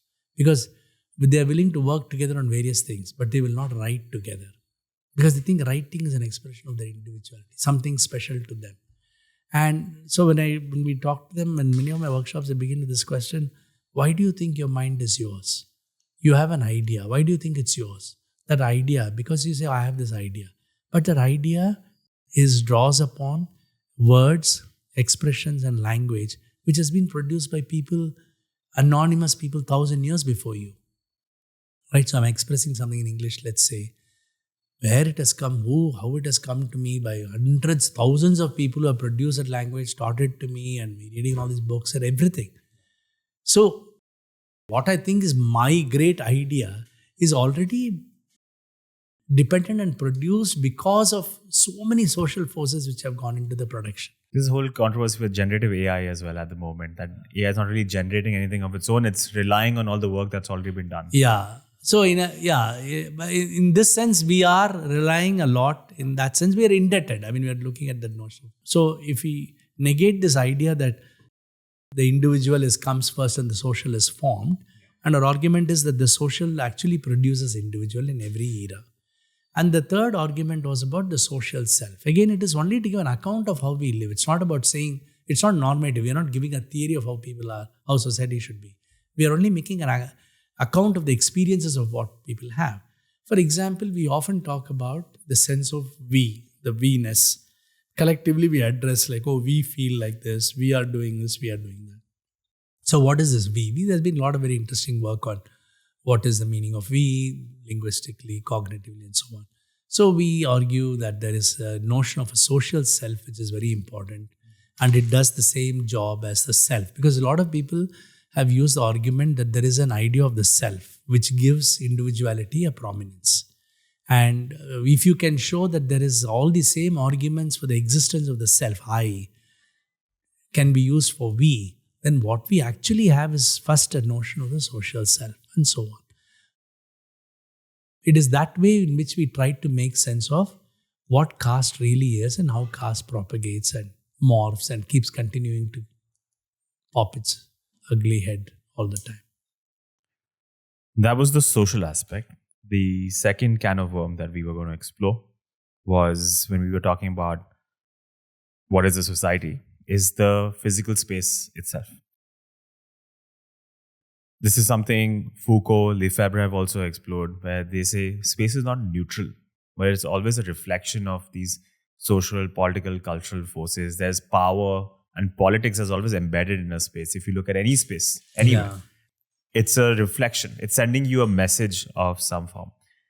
So how do you approach space? I think you gave a lecture at an architecture school where you said philosophy is always embedded in architecture. It's always in dialogue with architecture. So how do you look at space? How do you see what it reflects? What does it tell you about, let's say, these forces in play? It's a very interesting philosophical question because questions of ontology relate down to the question of space.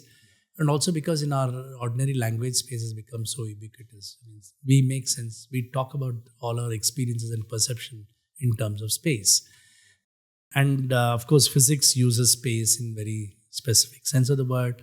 And, very interesting theories like relativity theory plays upon our idea of space in very interesting ways. So when I first encountered philosophy of space, I was really excited by much of the ways which people talked about space. So, and of course, as always, there are many different cultural traditions and philosophical traditions which have talked about space. The context of architecture to me was actually it's about built environments, of course, and also about the fact that architecture does something concrete with space that our ordinary experience does not. So I remember much earlier I'd given a talk to a group of architects on how architecture is about sculpting space, not about building at all. And that building is incidental to architecture because it is first my imagination of the space in a particular way, and then I use the material world to put boundaries to it and to give a particular form to it. But that imagination is really about an imagination of sculpting space and, in some sense of the word. And there are many interesting aspects of it, one of which is the fact that the question whether space can it have a causal effect on matter, which very interestingly is part of, architectural theories like Vastu, where the claim is not just about why something should be somewhere. What they're claiming, if you really look at the basis of it, must be that there is a causal relationship between where things are, what relationship, what directions, and so on. Similarly, this question of causal relationship between matter and space becomes very important in relativity, for example. Can there be an interaction between the two, and so on. Yeah, for all these reasons, I thought for me the question of space was very interesting. The physicality of it in architecture also came because of my earlier interest one of my interests was in the idea of symmetry. Symmetry was also a very important part of space. There is something about the idea of symmetry that captures the space, the quality of space. That's something about reproduction of space when the form is reproduced. So symmetry has been very integral part of so much of our right from very early times.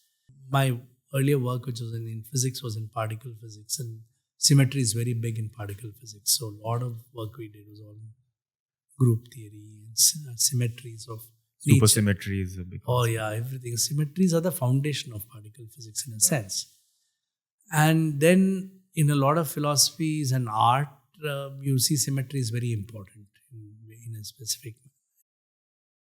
Things have symmetry. Visually, there are objects which have symmetry. I'd really wanted to explore the coming together of this concept symmetry and the importance of it across different disciplines, ranging from the sciences to the arts.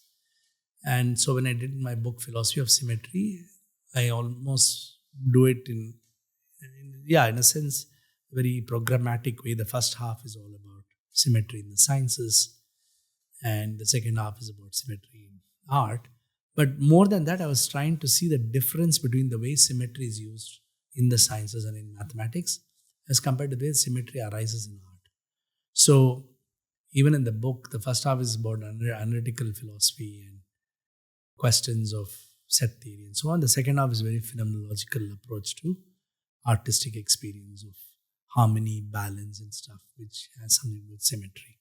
That was when I wrote that book, I was really curious about this. Very fascinating. I still can't say I've understood a fraction of what the real implication of symmetries are, because it seems to be the case that nature has many symmetries.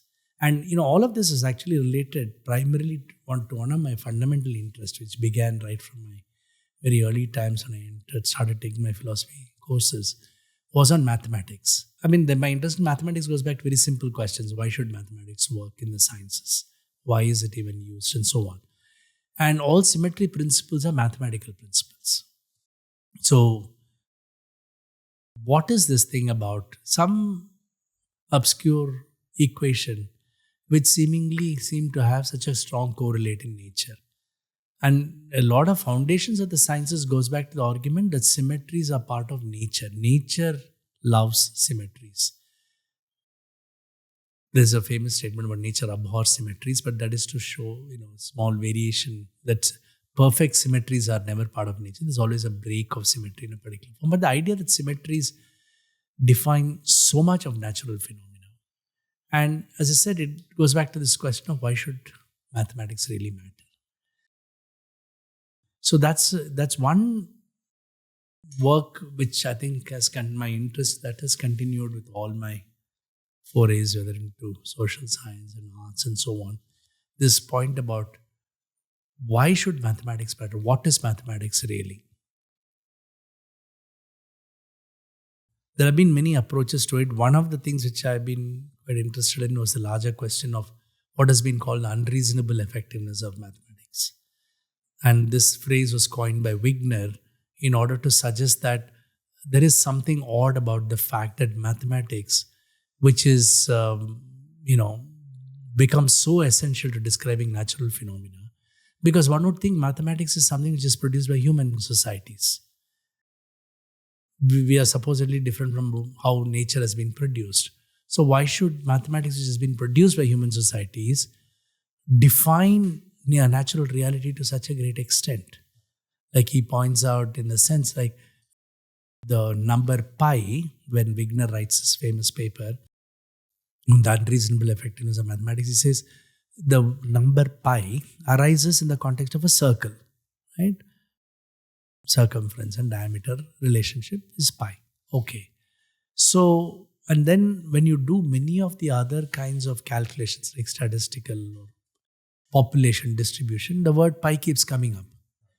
And he says, why does this word pi come? It came in the context of a circle is when we started with pi. Why is it popping up everywhere else? What does it say about our idea of these numbers? It's quite remarkable how one of our most important contribution of human imagination, which is mathematical imagination, which is, of course, has been interpreted in different ways as very logical, rational, etc. But there is something really artistic about this idea of how mathematics is produced. Many mathematicians have also been quite enamored of the idea that there is mathematics is artistic, poetic, etc. And some of them have even used the phrase about the poetry of mathematics. But the point is that there seems to be something really interesting about why mathematics should work at all. Otherwise, it's like storytelling. We could all have been telling a different kind of a story. And, where the story is about different. Also, for example, you have all these objects. I could use each one of these objects and tell some story, connect them together. And so this went here, that did this. Mathematical objects are like this. Number 2, 3, 4 are this. This is a set. This is a matrix. This is a function.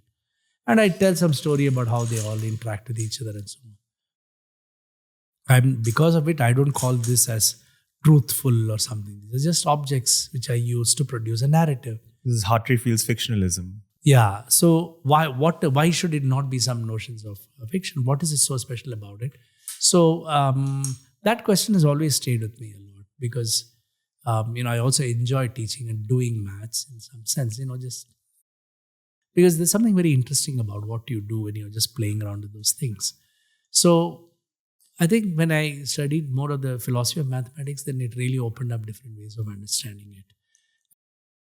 And for me, my interest in language, which has been the central core of much of my writing, meant that you could relook at this question of unreasonable effectiveness through the use of language. But still, there are very, very interesting open questions about is nature really mathematical, like Galileo suggested, and as we keep hearing all the time. Suddenly, you'll see some kind of a pattern in nature being described by a very specific kind of Fibonacci sequence or some kind of a mathematical structure. So does it mean God is a mathematician who produces world in that sense? And then how does it relate to the human mathematics that we produce? So these are all the questions which were very closely for me related to the idea of symmetry. You explore this in your book, Philosophy of Symmetry, where you explore the universality of symmetry all across nature, whether it's flowers, snowflakes, universe, galaxy, the DNA molecule. It seems to be not a consequence of how things are, but rather, like you mentioned, a first order property of how nature emerges, right? Yeah. It seems to be, in a way, the foundational principle. And this whole idea of the universe is mathematical, that in fact, maths is the foundation of the universe and then everything else emerges, is something Max Tegmark has also been proposing. You brought up pi. There's also the golden ratio. Yeah. So why is it that we live in a world where maths is at the foundation of everything? Does this hint towards the presence of a creator or the design argument? Does it give it more weight? No, I really think this is a really, really important question, because we know mathematics is, it seems to be able to describe certain natural phenomena very deeply, okay? And we grant that point. But is it really very unique? Is it really unreasonably effective, as Wigner was trying to suggest? In fact, when I did I guess I did a special issue for EPW because I wanted to raise this question in the context of social sciences. So I got a bunch of social scientists to write about mathematics in the social sciences. And I wrote a piece for that collection called Applying Mathematics, a relationship between language and reality and so on. Where the question I ask is that, look, even the use of English is unreasonably effective. How is it possible that language describes the world? When I'm describing you and this table, when I say, there are all these blue colored things here and red colored things there, and somebody like you are sitting there, ... Somebody who has never had language will be like shocked. So how does language capture reality so well? Yeah. Language must be fundamental. Language must be. But we never say language is fundamental because it's always human made, it's arbitrary meaning, it's convention. There is nothing ontological about language. Wittgenstein also used to the whole question about language has always been about, nobody makes the mistake of saying ontology of language. That is, do words exist? Remember, the question about mathematics is not about just whether unreasonably effective. The question is whether there are things called numbers and sets and functions which exist. Mind independent, like Plato's realm. Exactly. Plato's realm. Do they exist? And that is the fundamental question, because one way to explain the success of mathematics in the sciences is to say that actually mathematics are mind independent entities which have their own rules. So 2 + 2 = 4 is not a human invention. It's a discovery of the quality of these Platonic entities or whatever. These kind of creatures are called 2 and 2 who are always equal to 4 if you add them up. Okay, but with language we'll never say there is this word, whatever word this is, Lego, block, brick. Yeah. That there is a real object in a Platonic world called block or brick. Why would they do that? So I wrote that piece in the EPW to say that, look, you should first ask this question about language. Because there is a good argument to make that mathematics is another language. And it is a language for sure that it is a language of the sciences. That science defines itself by saying the language in which we describe whatever we want to describe is mathematics. Just like we may do something in Kannada, or somebody does something in Urdu, and so on. So it's a language. But a language does not have an ontology, so that's a problem. The language does not have unchanging truth values, and a language does not have unchanging eternal truth. Like 1 + 1 is 2, or 2 + 2 is 4 for eternality, for eternal time. And there is no theological connection to language in the way there is with mathematics, which has always been part of the Greek and the European fascination with language. It's always been theological. Some connection to qualities of God and so on. So, how do we make sense of this? So I began in the DPWPs, I made this connection, asked how do we talk about it. But then I wanted to do a similar thing with the natural science people, the use of mathematics in the natural sciences. So current science asked me to do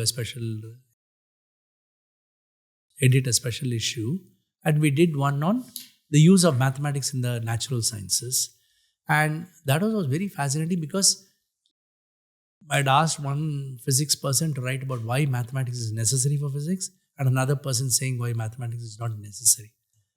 And similarly for chemistry, biology, and so on. And then I wrote a piece on revisiting the unreasonable effectiveness. In both these papers, one of the arguments I make is nature, a mathematics relationship to nature is actually quite accidental, because the amount of mathematics that humans have produced, only a small fraction of it is used to model nature. Very small fraction of it. We don't use all the mathematics we know. Not all the theorems and lemmas and results of mathematics actually are applicable to the description of nature.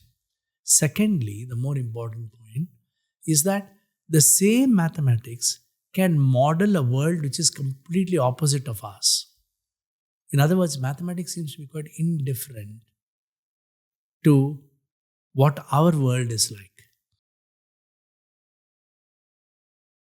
Very simply put, for example, we'll say gravitation law is m1 m2 by r squared, some constant. So force between two objects, m1 and m2 is force between them is m1 m2 by r squared.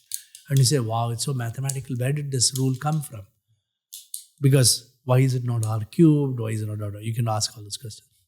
But suppose I had just done force is equal to minus m1 m2 by r squared. The same mathematics, the same kind of structures of mathematics will model a world in which two things will always repel each other. That's all. But it's a completely opposite world of ours. No objects will not come and get attracted and fall towards each other. What does mathematics care about the physical world? Physical properties. There are no physical properties for mathematics. In fact, one of the reason why this kind of an ideology has entered into science can actually be traced back to Galileo's claim. He is very fascinated with mathematics. He was a mathematician too. When he said, nature is basically talking about natural laws. Nature is an open book written in the language of mathematics. So which means now mathematics becomes a language of nature. But what is this nature? So in one way, as I often keep mentioning this, is that nature replaces God in science. So the book of God, like the Bible, and this is a story about how science begins by breaking away from it, right? So the book of God is replaced by book of nature. And the language of God is replaced by language of nature, which is mathematics. So Galileo is working within that same framework. And therefore, you could ask this very troubling question, where did the natural laws come from? So many scientists, even if you look at Feynman's book about character of scientific laws, he still talks about laws as governing objects' behavior. If something is, laws govern, right? You have your laws of the state governing what each of us should do. Let's assume natural. So these two can attract each other only by 1 over r squared. But who is governing it? Who is making sure that they do it? How do we do that? I think physics has very, very interesting ways of trying to make sense of this. What is, ideas of governance, etc. But for a lot of people who are just doing who talk about science and so on, they should realize that much of this foundation of theology is very much present in these very naive beliefs, idealized beliefs about science. Whereas we really go into these very important questions, it's very rich. There are a lot of complexity in science, the way you want to account for why these should behave in a particular manner and so on. But that question about mathematics, it still things becomes very relevant. And, I think will remain a very important problem. Because what kind of mathematics should be produced? Why? What is it going to map of this nature and so on? And especially now with new technologies and new ways of doing maths and with your AI, definitely there are, I think, very many new developments in maths, and the very idea of maths will change, I think. So still leave some room for intelligent design, I think, with the creator, with all these governing laws. That I don't think science is going to easily accept, because intelligent design, mathematics is, the point is, if mathematics captures a quality of nature, the larger question we have to ask is, what is this thing called nature which is so essential to science? That's all. What is it? Where does its agency come from? How does it make objects conform to its rules? Why is it written in that way? If you remember, which many scientists may not, because they don't do history of science, when the origin of these laws of science, laws of nature, actually even with people like Descartes, get related to God in a very fundamental way. That while nature may have these laws, like 1 over r squared or conservation of momentum and so on, the reason why those laws are made is because God has made those laws. So it is a kind of a simplified principle for God to produce. That's the intelligent design argument, right? That if you want to build a society like this, I may as well build it on natural mathematical principles, or principles which can be written in a mathematical manner. But that's really not, I would be very surprised if any scientist would want to ascribe to that. But yet, to them, this belief in mathematics, this very blind belief in, just because something is done through mathematical terms, gives it a legitimacy as science. So a lot of theoretical work is just playing around with mathematical models. It has nothing to do with the real world or anything. You just produce a model, solves a mathematical equation, and you call it science. That's part of the activity, the social activity of science. But I still think this is a very interesting question to think about. How do we really, maybe perhaps the last point I want to make here is this, that while this is a very special belief, this unreasonable effectiveness and the so-called uniqueness of nature, very special belief of the theological imagination of the Greeks which enters into Europe. If you look at India and Chinese mathematicians, for example, and they produce some of the most important mathematics when it was not there in Europe, they never make the mistake of believing that numbers are Platonic entities, that mathematical entities have an existence of their own. There is no ontology of mathematics questions at all. Look at set theory in modern mathematics and European mathematics. Set is a very interesting entity, because set is nothing but, a bag which takes whatever I want to put in. That's a set. If I take some other set of things and put in a bag, that's another set. But then sets seem to have an ontology of their own. The bag seems to have an ontology of its own, a reality of its own.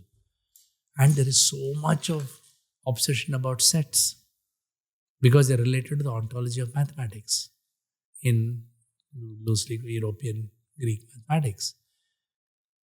In Indian cases, either about sets or numbers, they use it all the time, but they're never bothered about its metaphysical or its existential questions.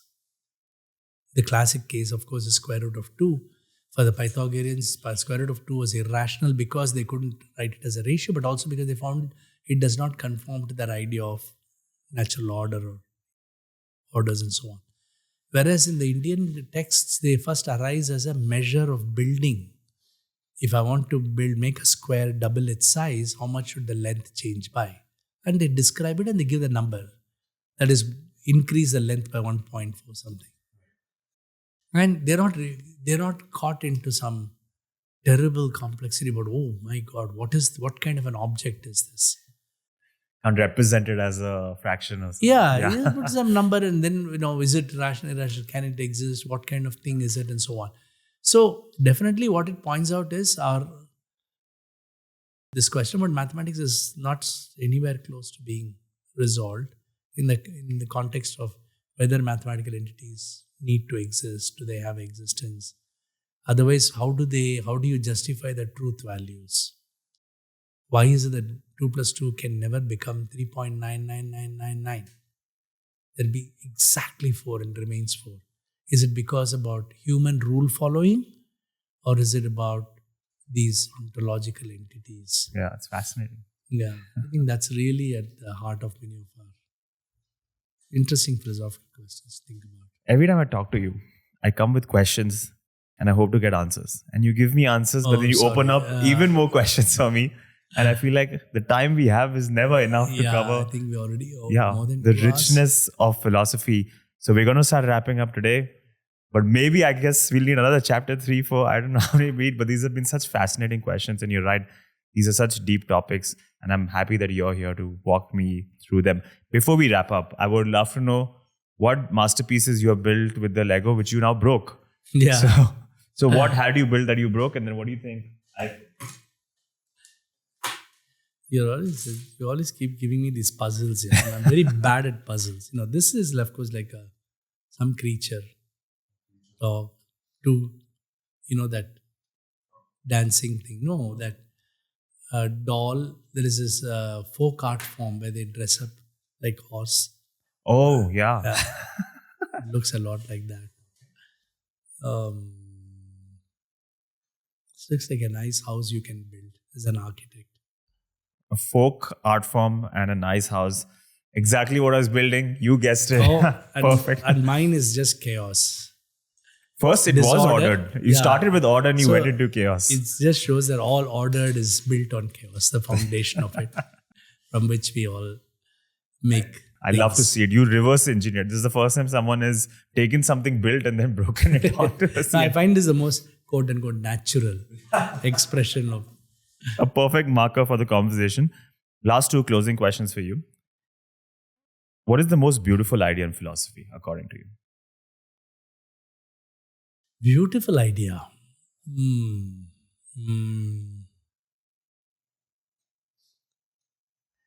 Okay, I mean, not because we've been talking about it, but I've been really, one idea which I've really been fascinated with, and which actually I spent quite a bit of it in my new book on philosophy called What Really is Philosophy.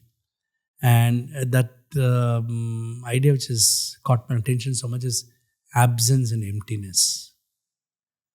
The idea of absence and emptiness. In a sense, it's like the question of space too. Like nothingness? Like Hegel's nothingness? So there are many of, for me, I'm talking more about the Nyaya idea of absence. Shunyata, the Buddhist idea of emptiness.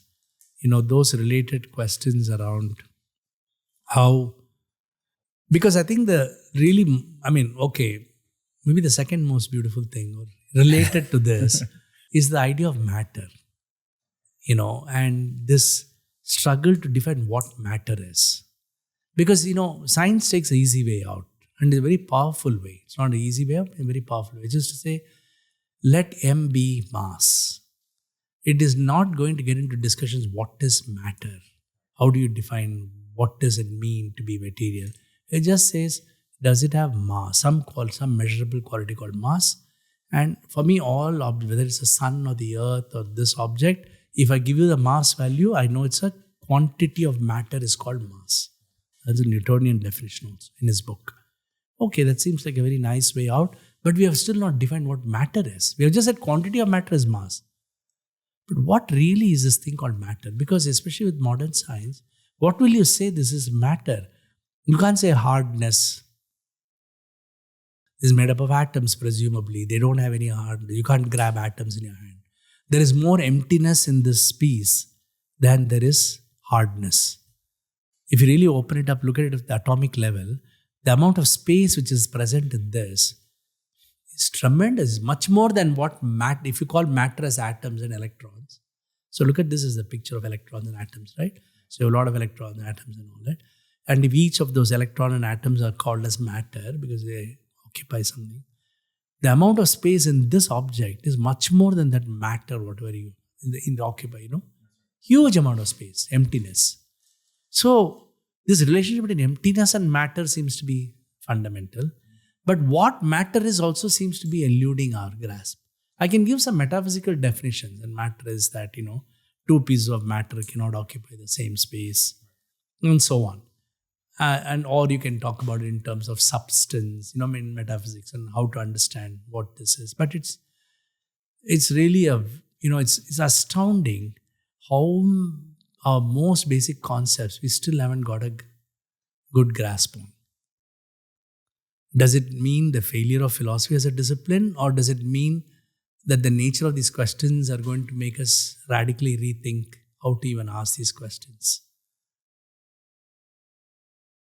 So I think this notion of emptiness as a source of energy and power, Big Bang in a sense comes back to the same imagination, right? With nothingness, you produce that. So that is very powerful. Why is it that certain Eastern traditions are so much caught up with that idea? And even as a logical idea, absence and nothingness are very, a lot of very interesting things to say about it. Okay, you gave me your most beautiful and your second most beautiful idea. Yeah. Final question. If you had a magic wand and you could solve one mystery in the universe, what mystery do you want to get the answer to? Mm-hmm. This is your moment. One question that's been keeping you up at night. No, I sleep well. I don't ask questions at night, One question I really want to, I think in a pragmatic sense, rather than asking a question which is like out of just because it seems like an interesting question, but related to what I've been thinking about, I think I would really like to understand this question of mathematics more. Because at one level, I can see the Platonism sounds really odd to me. Because I can see, in fact, at one point in my life, I'd want to write a book on, how mathematics is really about, the mathematics we produce is based on the physicality of our fingers and our body. And then, of course, there's been a lot of work on embodied mathematics. When I was thinking about it, first I didn't know about this embodied mathematics. Then I realized it's a big field. People have been working on this. How the structures of bodily structures influence the mathematics we produce. But really, there is something unique about it in that nature seems to have been produced in that, etc. But this whole immensity of nature, which is really and you cannot make sense of it without these ideas of numbers and mathematical terms. What is it really? But then the magic wand also, you can't just say one. The first thing I'll say in the magic wand is I need at least 2 or 3 answers. The second one is about time, which is very similarly related to what is time? Yeah, and the reality of time and, is this whole point about the past and future and all that. These are things which I'm sure all of us these are all teenage dreams or nightmares or whatever, But definitely it'd be good to have some clarity on some of the basic concepts which drive our day-to-day lives without us having thought enough about them. But yet they seem to have great hold on our practices and beliefs and imagination. Okay. Maths and time. If you get the answers, let me know. Send me an email. Professor, people wish to connect with you if they want to consume more of your work, if they want to read your books, want to get involved with Barefoot Philosophers. What is the best way to find you, connect with you, get involved? My email is sarukkai@gmail.com if you can put it up. And they can look at the website, sundarsarukkai.in. So they'll have some idea. But yeah, I think these are all collective efforts in our explorations of the world. So let's see, now I spend a little more time with children, doing philosophy for children and stuff. So maybe let's see where But I do think at this time we are a little bit more concerned. I'm really definitely more concerned about technologies, and not about what the technologies are, but about the kind of people who are driving technologies and the reasons for them driving them. So that is, and the growing inequality in the world. So that's why for me, doing mathematics or the sciences cannot be decoupled from the social sciences. So I wanted to just stick with maths and time and whatever, but then I end up having to worry about the nature of society and human beings. You've given us the topic for chapter 3, philosophy of tech, AI, time. There's so much to explore and we'll continue doing it. Professor, this has always been an honor for me. This is chapter 2 and I wish I could have time was not running out. It's always an honor and a privilege. Thank you so much. No, it's my privilege. Thank you so much, Sharad. It's such a pleasure talking to you, and through you to reach out to other people who follow you. Thank you so much. This is no time. If you liked what you just watched or listened to, then please consider subscribing on YouTube, follow on Spotify, rate 5 stars on Apple Podcasts. This has been a 6-year-long experiment that is now potentially in its final year. We have constantly been told that people's attention spans are going down, that the type of content that they now want to watch are these viral clickbaity content, these 60-second reels or videos on TikTok, or gossip over a montage of Subway Surfer because that hacks the algorithm. But I believe in my heart of hearts, that's not what the people want. I'm constantly surrounded by people who crave conversations about philosophy, psychology, quantum physics, or even history. In a way, it's the algorithm that's pushing us in a direction that we don't want to go. So this has been a losing battle, honestly. It's a fight against the algorithm. And I've constantly been losing. So I've stopped trying and hack it, create these AI-generated thumbnails or these clickbait titles or ask questions that I know will go viral or edit videos in a certain way with all these effects. I've stopped trying to do that. So the only way you can actually ensure this project survives and I can continue having conversations that I think are of value is by supporting it directly. Consider making a donation on Patreon. You can join as a YouTube member for less than $1 a month, and YouTube members get early access to all videos. If not through financial channels, I do consider sharing these episodes. Your shares are gold dust for a show of this nature. It really helps. It really helps me push past the barriers set by the algorithm. If not shares, then please consider following this channel on Instagram or Twitter, or follow me personally, or leave your likes and comments and all forms of other engagement.